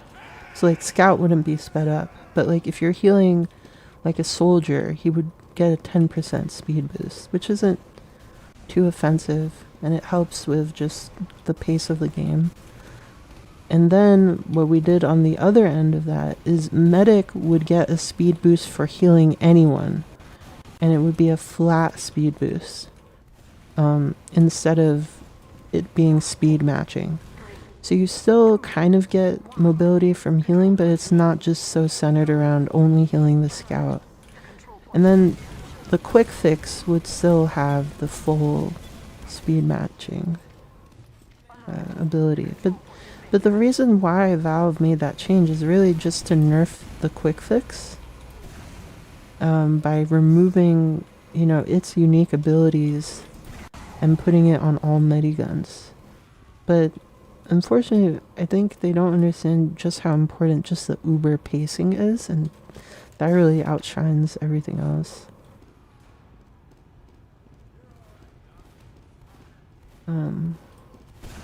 But yeah, I think there's a lot of interesting class composition and stuff that can be elevated a lot more for sixes, and improving like the variety of like two roamer play styles versus pocket roamer, and maybe some other classes and stuff like that could be pretty interesting.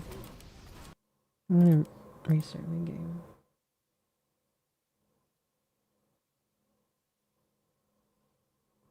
Yeah, like you could have a ramp up to scout speed. You could do all sorts of stuff with it. I forget exactly what I went with, but it is like kind of. I think it's based on their speed somewhat, but I forget exactly how it worked because we tested it last like 2 months ago. But it was a lot of fun because it just.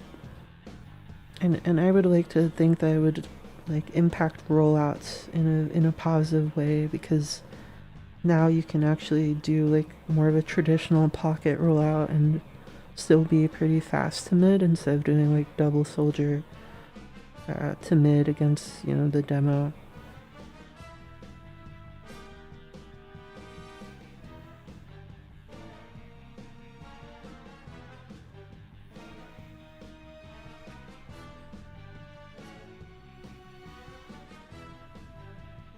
Would you ever consider adding weapons that never got finished? So the thing that I think about that is that adding content in terms of adding new weapons is so far off that I can't really think about it. Because there's so much stuff to do already without adding content. Like, you know, stuff that I've done with the menus, like improving, you know, like information and stuff like that is pretty important. Just improving just quality of life, improving gameplay, you know, the settings screen, instead of being a long list of settings, making it actually organized with a unified style and stuff like that. And like obviously after we get through all of the quality of life, get through everything like that, I think it's really important to focus on fun and balance and stuff like that, and get everything in shape there. And you know, support all sorts of play. One thing I want to do at some point is just have like an integrated workshop map explorer, so that there's not that pressure to kind of like add maps to the game. People can just explore, you know, if they want to play VSH, they can just look through all the VSH workshop maps, and like creating a system for finding players to play on those workshop maps. And you know, you could have like a rating system that goes into the workshop rating system. You can just thumbs down, thumbs up maps you play right in game, and then you can yeah, basically just have this system where you're just able to just find good workshop maps if you want to play the workshop maps, and just have the official maps just be the official ones without having to add new workshop maps into the game and just clog up the maps folder. You can just choose what you want to play and discover popular maps week to week instead of update to update, like every few months. And obviously, maybe, on Valve's end, obviously I'm not Valve, so there's not really much I can do in the way of monetization. But you could have like still integrate map stamps for workshop maps that are like high quality, just like you do for updates, and maybe have like a featured list at some point in the year, like for the month of the summer update, you just have like a list of like the 5 summer maps, but they don't get added to the game. They're just highlighted workshop maps which got map stamps. And those, can get financially supported through the case sales and the map stamp sales for that update, just for being featured.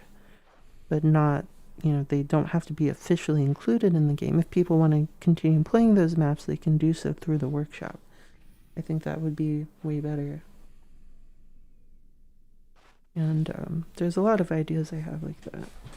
Just improving a lot of stuff people don't even think about or talk about that just improve the experience. And yeah, the default settings are updated. There's a lot of cool settings, and just everything is pretty good, I think. I'm on mostly default settings right now. So it just, and also like I've added a hold to zoom option for sniper, which is pretty cool. And obviously this menu is like way better drop down, like it actually describes each option. And it's super easy to use, stuff like that. And everything is on the menu that you could ever want. There's graphics quality. This is basically just a version of master config that is like just kind of better designed for like the main game. It's like easier to understand. There's like less options, but it's like, yeah, it's just nice. And you can control show FPS. There's network quality, so you can control like interp and stuff like that through this. Bandwidth settings, custom files. You can enable netgraph if you want here.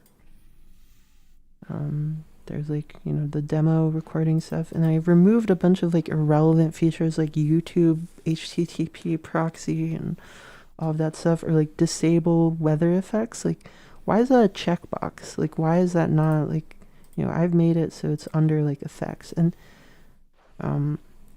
technically in the back end you can like customize these any way you want, because all they are is just running different config files. So like this runs like shadows 0 or something, this runs shadows 4, and you can make your own custom configs that integrate seamlessly into this like options list for these graphics quality settings. Unlike the current game, which does not provide that, and it's just a bunch of like options that aren't even relevant for tf2, like they're designed for Half-Life 2. So all of these things have been improved. Same thing for like audio. Like this uses the same system as like the graphics quality settings. And there's like just better checkboxes and customization, because a lot of people disable like high quality sound in Source because it also enables like 3D sound, and they don't like enjoy how it sounds. So then they play on like lower quality sound without, because they just don't like that one setting. So I've made it a checkbox. So yeah, everything it's just a good menu. Obviously, keybinds still not available, but you know, the look and feel of these old menus have been designed a little bit thanks to a mod called VGUI Overhaul or something to that effect on Game Banana. Thanks to them for that, and I've just integrated in here.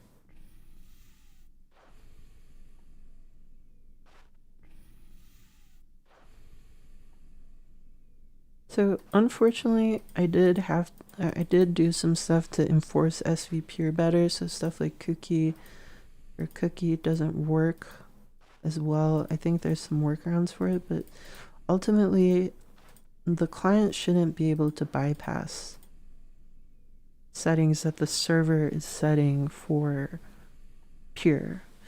If a server allows you to have custom content, you should be able to have custom content. But if the server is asking you not to, you shouldn't be able to bypass it. So, I've expanded the amount of things you can customize by default. So like a bunch of like HUD files can now be customized more and stuff like that, as well as like view models. But model replacements and sound replacements aren't allowed because, you can do stuff like make spies decloak louder or make players like boxes, like blue and red boxes that you can see behind walls and stuff if you allow that kind of customization. So like it's important to have that kind of security to prevent those forms of cheating. And I'm still thinking there's a lot of ways that this can be solved where you could have like a mod manager or something that like basically kind of similar to like how MMOs handle it, where there's like official add-ons and stuff like that. And I think that can be supported where some mods get like official approval or support and you can play them on any server. But there's a lot of like exploits that you can do with custom content. Those shouldn't be allowed. Yeah, custom hit sounds are allowed. That hasn't been removed. But anything that affects other players is generally like not allowed.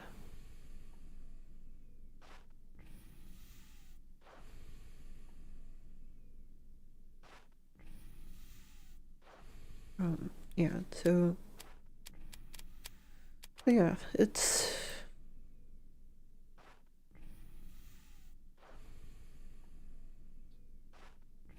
just fun to be able to just work on improving a lot of the stuff that has gotten overlooked over the years. So it's it's pretty important. It makes a good first impression on people if things are polished and stuff. Yeah, so when I mean custom sounds, I mean like actual like game sounds, like spy decloak and stuff like that.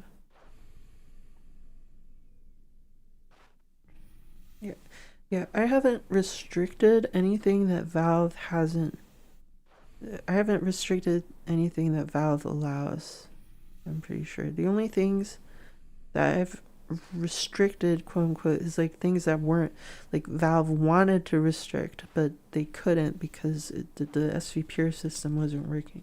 And I still have some work to do on it, but it's working better than like in tf2, so it's good for integrity and making sure people aren't cheating. But yeah, like just generally the rule is like you can customize things that pertain to you, but not other players.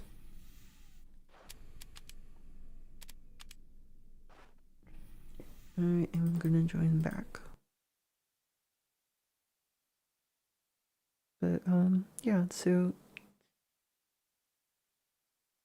hopefully that will make sense, is understandable. I totally sympathize with people who like custom player models. I mean, I don't use them myself, but it's I think important for sure to have stuff like that. Like I love like the deadlock modding scene. It's really funny, and I think a lot of popularity in that game is like, I see like even casual people going like, oh, I love deadlock, like even though it's like super complex, I just get to like install this really funny mod, and it's like, you know, they have a good time with that.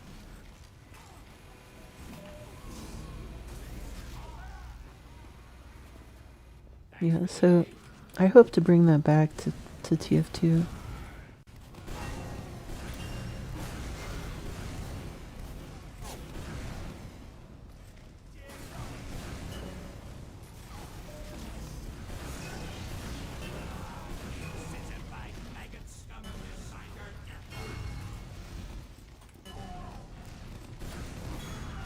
Oh, we're in. Okay, let's go. Right. Did I miss anything else?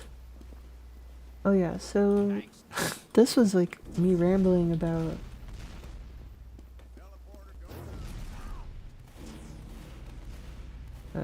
from that question about the mini dispenser, and I somehow got to hear. So yeah, just safe to say, like, I just want to improve things that are currently in the game instead of adding things, you know? Like, there's so much to just, there's so many broken things and things that can be better, and I want to focus on that first. So, like, we have a good, like, base, and then add things later, maybe, and see, and see what the game needs at that point. Because if we don't use what we already have, we could be just adding a bunch of unnecessary stuff that could be just resolved by just improving stuff as it is.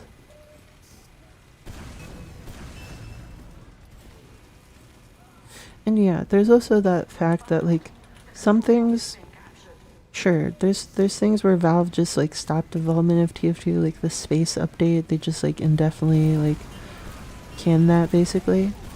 But you know, you could argue like, well, it wasn't good enough, so they didn't like value working on it, like spending time on it, so that is enough reason to not do it as well. But then there's also stuff that's like just blatantly like cut content, like Valve like explicitly was like, we shouldn't add this, you know? So it's like, why would I then say, oh, I can totally add this?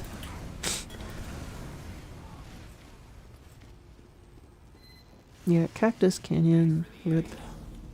Asteroid rip.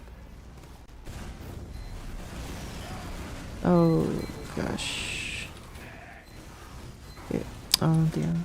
I think we got it. I think we got this entry. I don't know. Yeah, we did.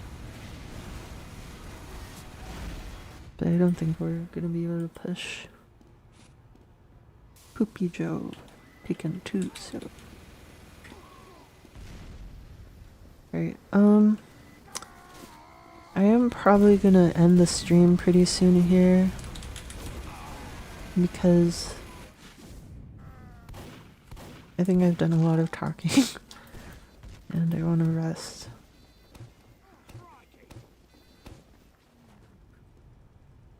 But the playtest will still continue, so if you're interested, I'm enjoying our Discord. It's discord.gg/config, or you can go to config.app and there's a Discord link there.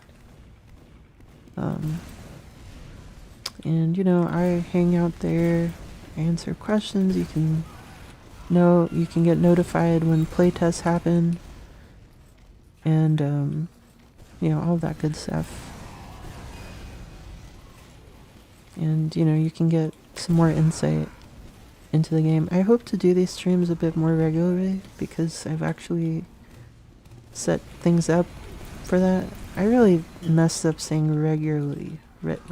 Okay, I can't say it. My mouth is tired.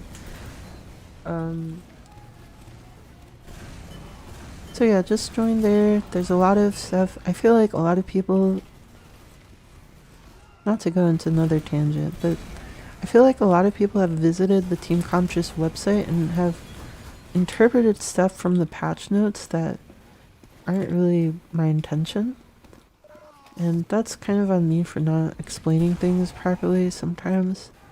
But I also think it would be nice if I could like communicate more directly with players and communicate my intentions. And because I think a huge part of TF2 especially is people are afraid of change, because typically these days when things change in TF2 they stay the same for a decade, because Valve hasn't updated the game. So like getting back into that mindset of things can change, but if they're not good they'll just be fixed pretty responsibly, and like just having that trust, like a basically a fall a trust fall exercise where you can basically feel comfortable and at ease with the developer actually taking care of the game and listening to feedback and making the best decision. I think like those are important things to like kind of retrain players to feel, because I think they've been kind of like feeling pretty down over how slow development has been for a long time in the main game.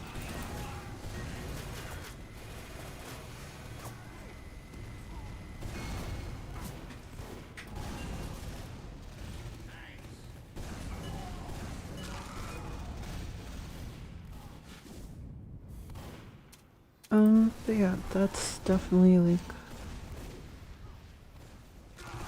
I really want players to understand that like I'm here to listen to everyone and really address things quickly.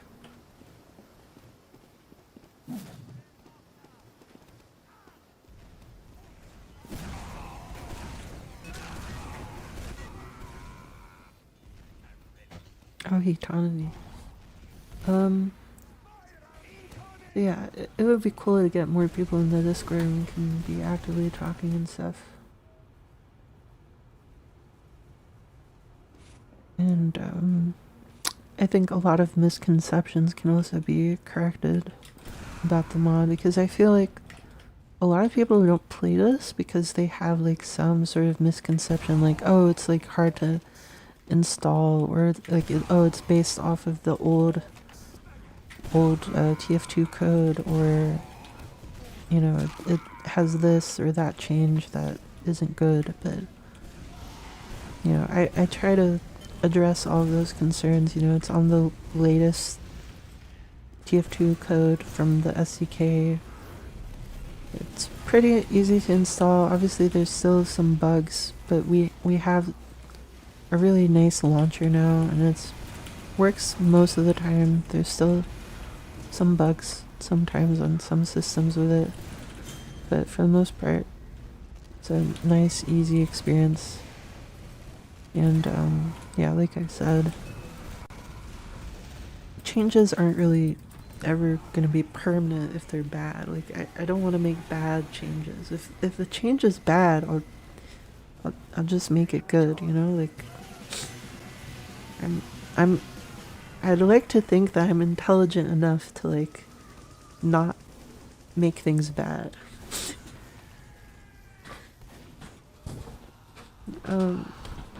But anyway, sticky nerf of it.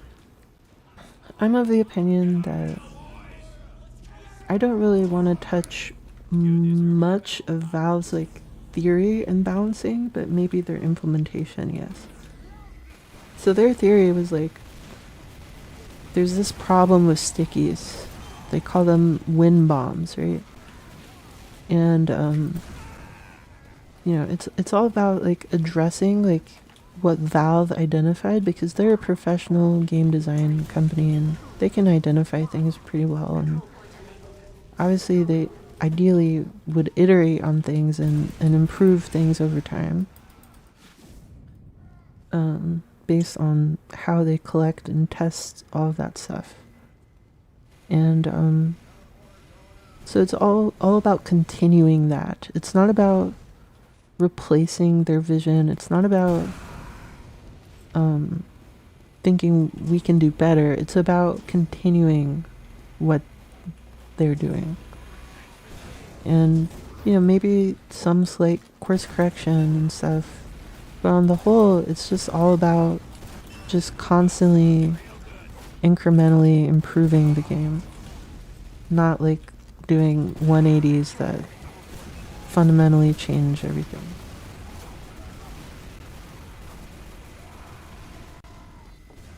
Yeah, random damage. I have some opinions about it. I think it was interesting in the fact that not the randomness aspect of it, but just how it affected thresholds. Like sometimes you didn't two tap. You didn't two tap like a soldier or you know sometimes with your pipes because they wouldn't add up to 200 and you would need a third. So I think the randomness aspect, like removing agency from the player, was like the bad thing, but having thresholds to balance those weapons that don't have fall off, I think is good. Like because the demo man stuff, the pipes, and the sniper rifle are unique in that they don't have fall off. And they still had random damage spread, and the way random damage spread worked is like it shifted your fall off by 10%. So it essentially like added fall off to those weapons, but it did so like randomly. And I think there's an argument to be made that maybe those weapons should have fall off, but not like typical weapons, but just more at the extreme kind of tail end, to just kind of reintegrate those like thresholds to kind of just incentivize people to bring those combat situations back to the ideal range of like kind of medium to close range and not like long range where a lot of classes kind of struggle to have agency in fights. And I think that's like why people dislike sticky spam and grenade spam and snipers, because they look at the kill cam and they're just like on the other side of the map, just like mindlessly body shotting or spamming, and they feel frustrated because they feel like they had no way of like making a choice that was like fun. Right? Like people say like avoid the sightline or avoid this, but like fundamentally, sure, area control is like totally a legitimate thing, but when you can't even like engage with that like in a meaningful way, it just kind of falls apart, because it basically asks you to just stop playing the game. Not like literally, but like your game playing experience is like cordoned, like restricted because of that area control. And that's why, like, for example, sentries, like when you do damage them, they don't have fall off, so that you can kind of contest that really hard area denial with your own kind of answer to it. But for players, obviously we can't disable fall off on them. So, what we need to do instead is like bring those ranges back to normal so all players can feel like they have agency versus that kind of stuff. So, we experimented in some experimental branches and tests of just like bringing back that random damage spread, like in terms of like the damage that you deal, like that 85 pipe, but just introducing that at the tail end, like off ramp of fall off. So like at max fall off range, when like most weapons are doing like half damage, those weapons would be doing like 12% less damage or something.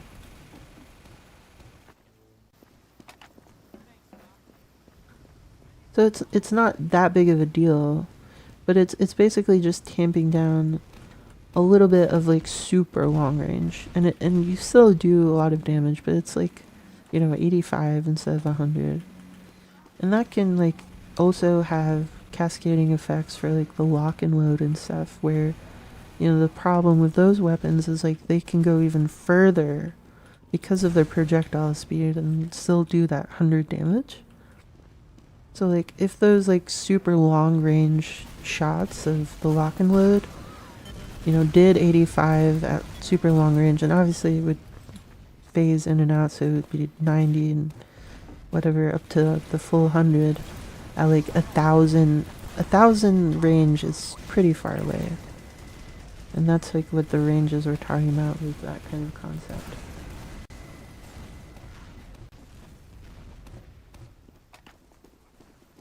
But like, why should a direct like all the way from one side of the map to another deal like 100? Like, sure, you could say like, oh, I like pre-planned this engagement perfectly, like spamming this like corner, but it's like, it's just so much.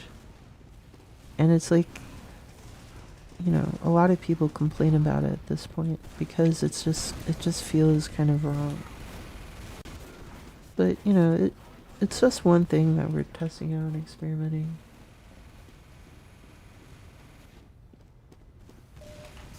Yeah, but like the whole point about that kind of fall off change is like basically only like trying to select a tail end distance where it wouldn't negatively affect. And there is that kind of range, whether it's like 1,000 range, 1,500 or something, where we can kind of tamp down those negative effects without like significantly affecting like the main course of play.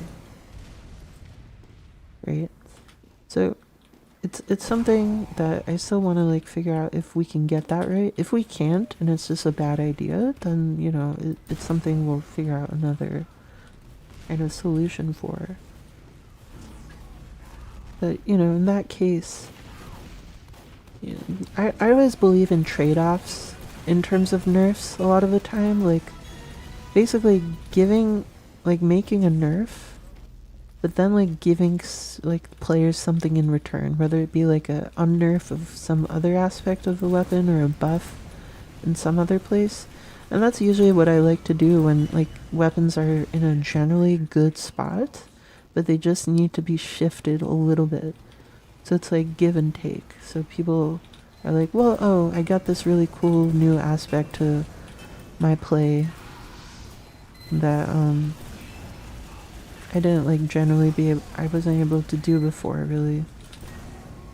So you know, that sort of stuff is pretty useful.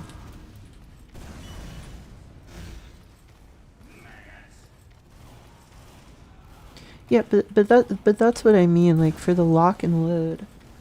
Like that, like you would get to like the problem is the distance that the lock and load can go. So if it's like if we introduce fall off at a distance that's only really relevant for the lock and load, then that would be a good nerf, I think, because it basically addresses the root concern without like choosing like a specific, you know, weapon specific nerf, and kind of just makes it a little bit more intuitive and just like basically says wherever this happens we're going to like nerf this aspect of play. And that's like, you know, those cross map shots with a lock. But if someone does manage to get that off with the grenade launcher, then it's like, why shouldn't that be, you know, tuned down? You know, I mean, there's also that argument that like a lot of Valve's balancing was influenced by that random damage spread boost in those days. So yeah, it's definitely something that maybe we can take a look at. But for now, it's just kind of easier to just, instead of revisiting things, like incrementally adjusting things. But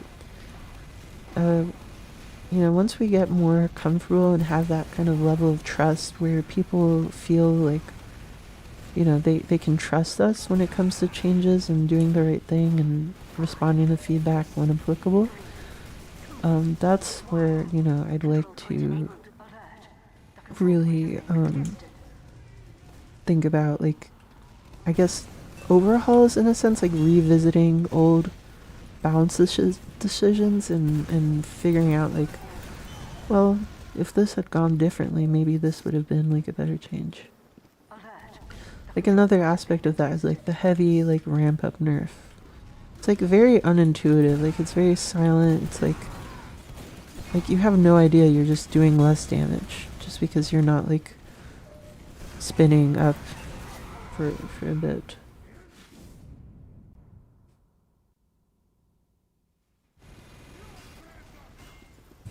So I think it's just a bad mechanic, and I think heavy is balanced around like having to commit to like planning yourself down and being like this formidable force, like I'm committing to this area.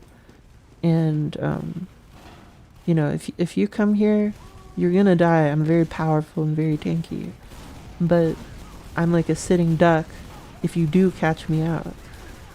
That's like how heavy should be, and I think the ramp up nerf really affected him negatively, where he kind of doesn't really make sense. Obviously, a class like heavy is very hard to balance because he's a tank DPS, which you need to have constraints because, you know, he has health, he has damage. Like, what else could you want, you know? So it's pretty tricky, but I don't think the ramp up nerf was the correct way to do that, but I don't want to revisit it because it's such like a important part of the game right now, and people are used to it, and I don't want to like adversely affect the game at this current time. When people get more comfortable with that and comfortable with me managing more fundamental decisions Valve made, then I can kind of think about revisiting stuff like that. Yeah, the you know, a lot of people on Spuff were complaining and stuff, but I mean, obviously Valve has data, Valve has a lot of insight, and they don't make changes just because of one group of people. But at the end of the day, it's kind of like probably not the best change. And I kind of really started to realize this. Like, I was always against the ramp up. But I think when we did that experiment a few months ago where I basically reverted to base, like, launch TF2 by, like, implementing just enforcing stock items, I reverted every single change as an experiment just to see, like, how, you know, what, without like all of these changes, how did TF2 play? And you know, that was very insightful because it really made you understand like why heavy was like the poster class for the game. Like when he was on the battlefield, like when he like revved up, he just felt like this like really strong, kind of unkillable almost guy who was like really formidable, like kind of like a boss that you had to kind of like outsmart and play around his weaknesses a lot more instead of just like him just spamming him a little bit and he dies like a wet tissue, you know? And I think that's pretty interesting, and I'd really like to kind of get more to that feeling because I think that's important for making heavy fun, because power fantasy with like a tank class like that is kind of really important.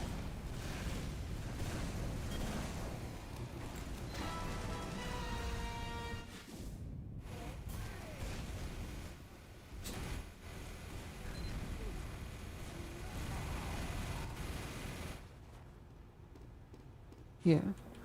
And I mean, like, Valve has always kind of, like, with Pyro, they removed, you know, all of the damage, like, stuff, like, all of these bugs that were preventing Pyro from dealing consistent damage in Jungle Inferno. And then he started actually becoming, like, a combat, close quarters, like, combat class where, like, a scout would be afraid to, like, walk up and meet shot Pyro because glass cannon just get flamed. You maybe kill the Pyro, but then you just die to afterburn like a second later because you just melt from like the DPS that the flamethrower is supposed to do at like close quarters.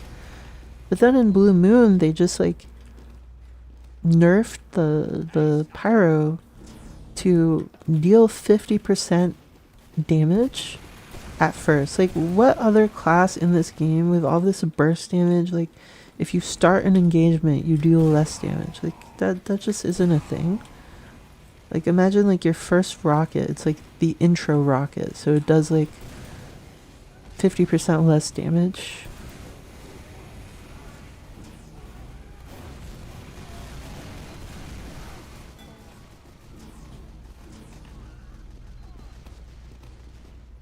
And yeah, so like I totally get it. And also like the blue moon changes are like bugged, and like they basically cap the flamethrower to basically half damage. So you're always doing like the minimum amount of damage instead of like what the actual intended DPS is. But functionally that just made Pyro be in the same state as it was before, just with like fixed hit reg on the flames, but it still did the same damage. And that's when I kind of started to realize, like, Valve just does not want to shift up, you know, the power levels in the game. Like, if Pyro is weak, it has to stay weak. You know, if the thermal thruster, I mean, we've seen this recently. If the thermal thruster is bugged, it has to stay bugged, because we actually can't, like, have, like, ebbs and flows and, like, the balance, or, like, change the game. Like, at this point, like, they just feel like they have zero leeway with TF2, and anything they do is just gonna cause, like, a negative reaction and cause them to lose out on, like a happy player base. But I think, like, that conservative approach is getting old for a lot of people, so that's where I want to take comtress eventually, is, like, you know, really addressing things. And you know, sometimes things might not be ideal. I mean, like, when has a balance update had everything perfect, right? In TF2 and really any game. And it's just, like, about, like, well, maybe, like, heavy or something is strong this patch. And, you know, maybe we tune it later to be more balanced next patch. But then because of that, some other class becomes a little bit too powerful slightly, and then we have to change it like a few months later, or a few weeks later, or whatever. And it's just basically being okay with, like, some little fluctuations in, like, the power of classes as we try to, like, approach, you know, like a really well balanced game.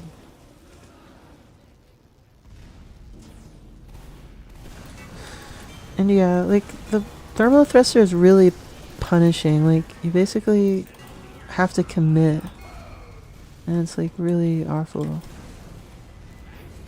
And there's no easy way to, like, get out and then get back in, or get in and then get back out if you need to, like, decide that you can't. Like, with rocket jumping and stuff, you're, like, you're in and then you can just, like, get out again.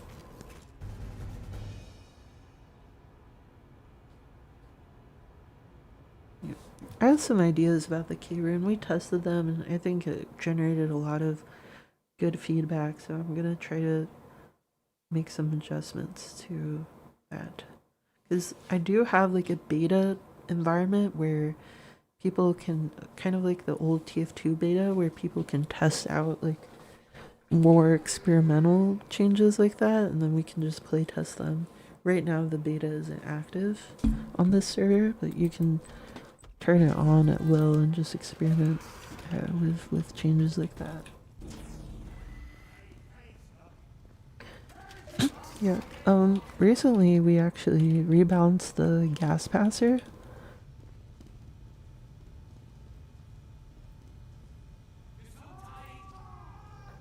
So, you know, just focusing on maybe tuning up the Jungle Inferno weapons. But, like, again, I really want to emphasize this because a lot of people get the wrong idea when I talk about balance changes.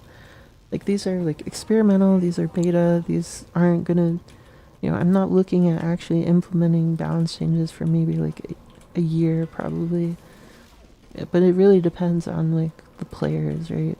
Like, if the players become comfortable with TC2, and we got, like, quite a lot of them, like, we've got, like, hundreds of active players, and they're all, like, there to introduce new players. Like, you know, new player comes in from tf2, they can help out with all the changes and stuff.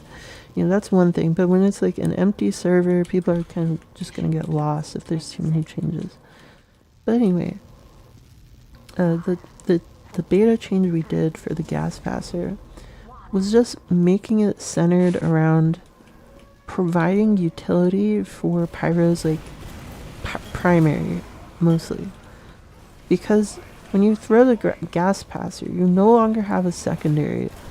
So you have a flamethrower still, and you have a melee, and you're probably going to use the flamethrower more than the melee. And the current gas passer basically removes your secondary, but then gives you nothing for your primary. Like, you toss the gas on them and they like get afterburned. You could have just gotten afterburn, you know, from the flamethrower. So it's like giving up the secondary for like your team to deal afterburn and nothing else, and then you just can't press 2. Like, it's just disabled. Like, you can't switch to the secondary. You just have your primary, and it's just really uninteresting. So I kind of tried to like over buff the gas passer just to see, like, you know, if people would use it and, you know, test it out, and if it was like really strong, like as a concept, would it still work?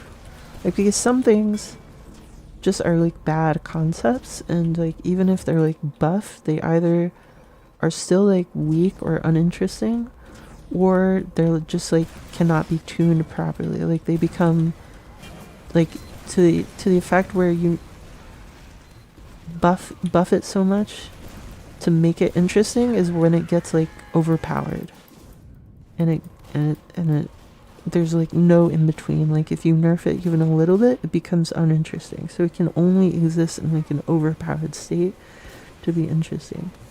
So those sorts of things are good to like experiment with and figure out where those boundaries are, and, you know, how that affects like play in general. So like the gas passer, what we did with it was first get rid of all of the annoying charge mechanics. Like, you start with it charged and stuff like that, because it's just harder to test otherwise. So, you know, it's you know, that's just one thing, and it's just unfun. I know why they did it, because they want to balance out the weapon, but it's just unfun. Like, and it breaks the rules of tf2 in terms of like when you resupply, you just like get like your base state back, and just breaking that for you know, the gas passer or jars in general is just unfun and breaks player expectations. So that's the first thing. But then, you know, how do we actually make it interesting? So like what I did was, it just adds like fire damage vulnerability. So it actually plays into a lot of playstyles really in a cool way, because first of all, the afterburn that just deals on its own as a mechanic does more damage. So it does like 5 or 6 damage per tick instead of 4. And then that immediately kind of makes it a little bit more unique, even as like, you know, other people setting people on afterburn. It's like a stronger afterburn.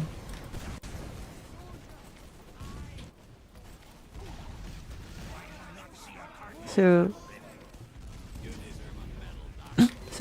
you know, that's one thing. But then now when you splash someone with the gas, they've got fire vulnerability, and it acts as like a force multiplier for your primary, so you can actually use it actively. And now you've splashed it on some enemies, you don't have a secondary anymore, but now you're actually encouraged to use, you know, your primary, your flamethrower, because your flamethrower is doing more damage and your afterburn afterwards is doing more damage. So that's the second thing. And it actually plays really well with the degreaser, because like, you know, the degreaser has that like afterburn damage reduction, and while it doesn't like completely reverse it, it does compensate for it. So now your degreaser, you know, you can combo it with the axe extinguisher really reliably because of the afterburn.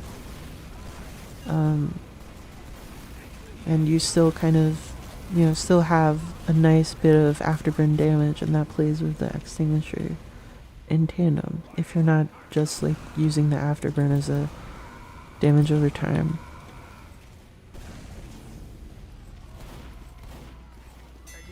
So yeah, and I changed it so the gas always stays on the person, and there's basically two states of it. Like there's ignitable gas, and then like it just like keeps dripping on you, so you know that you have the vulnerability. And it actually fixes another bug, because the gas passer was actually meant to credit the pyro for the afterburn and the applying the gas effect. But because it's like immediately removed when the player gets ignited from the afterburn effect, it gets removed, so then the pyro can no longer get credited if they took part in that kill, because of things like Girardi and Mad Milk, they're meant to override every single other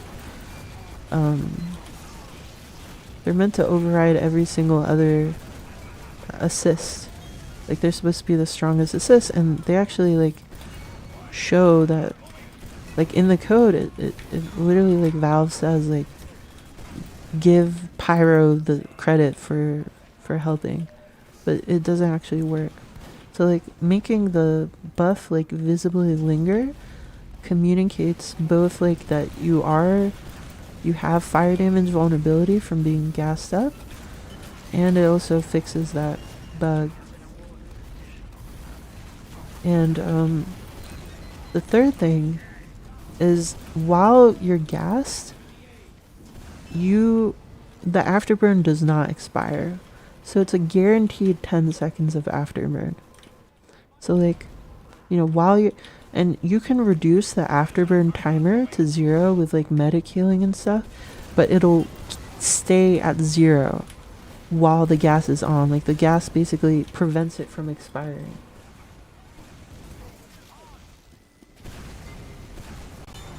So, and you can still reduce the duration of the gas by healing, but it basically just and you can still extinguish. And I was actually thinking maybe afterburn, and this is funny, afterburn, you can't extinguish it with air blast. And I was thinking about that further, and if you have the gas on you, I think of that further. What if if you air blasted someone with gas on them, it kind of spread out the gas, and any ally who's gassed and on fire and you air blast them, it just spreads the fire out. And that would be funny, but I don't know how that would affect balance. But it's certainly interesting, layered interaction, which is pretty interesting in games. But yeah, that's basically the changes. It is kind of meant to be a little bit strong because, like I said, but those are kind of a grab bag of solutions that I kind of thought of for the gas passer. And yeah, so there's all sorts of things like that I've thought about, and testing, and some things I haven't gotten right, some things I have kind of gotten right, and eventually maybe we'll get that in. But yeah, as I said, it's just experimental for now. Completely separate.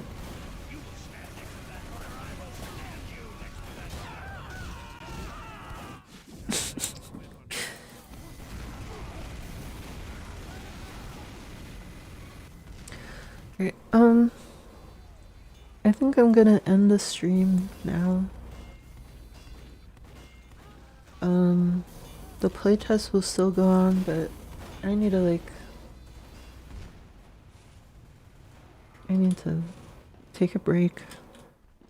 I've been talking for a while. I'm not used to talking so much, and actually the last time I streamed, I lost my voice for like almost a full week.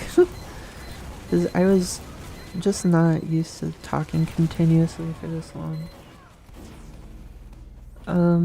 But hopefully the stream was great. Let me know what you thought in the chat or like on my Discord, because you know I'm new to this. If there's anything I can do to make it better, love to know. Yeah. Yep. Hopefully it was fun, and hopefully I'll see some of you around. Thanks. You know, a lot of people really actively chatted in here. It was really nice and cool to just talk to people. I always feel awkward about like talking to people with this. I'm always used to like voice chats. I'm really bad at like ending things, by the way. Like, I'll just start rambling about something else. I'm the type of person to say bye and then like talk for like 10 more minutes on the phone, or sometimes like 40. But yeah, like,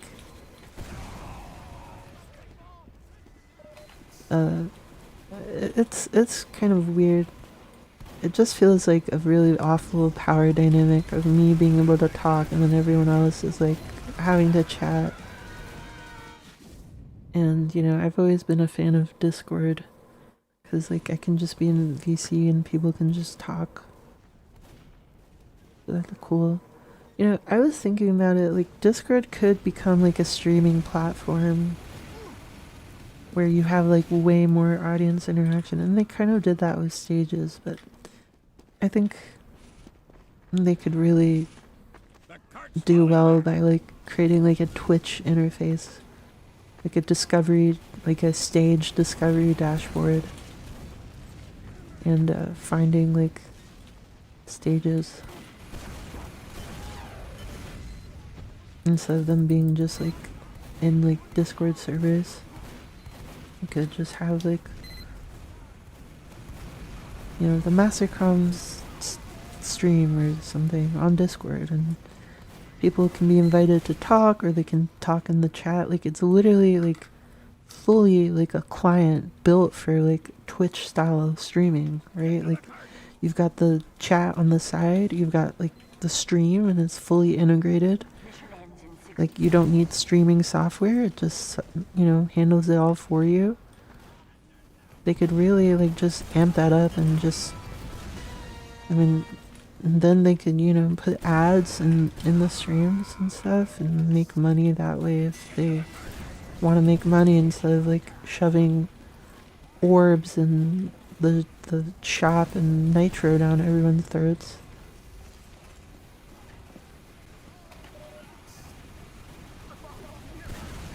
But yeah, I'll just end it here. I'll probably take a break, but I'll keep the playtest up, and I might return to play if anyone's interested in playing with me, though I don't know why you would be. Just enjoy the game. And hopefully I'll see y'all next time. Thanks.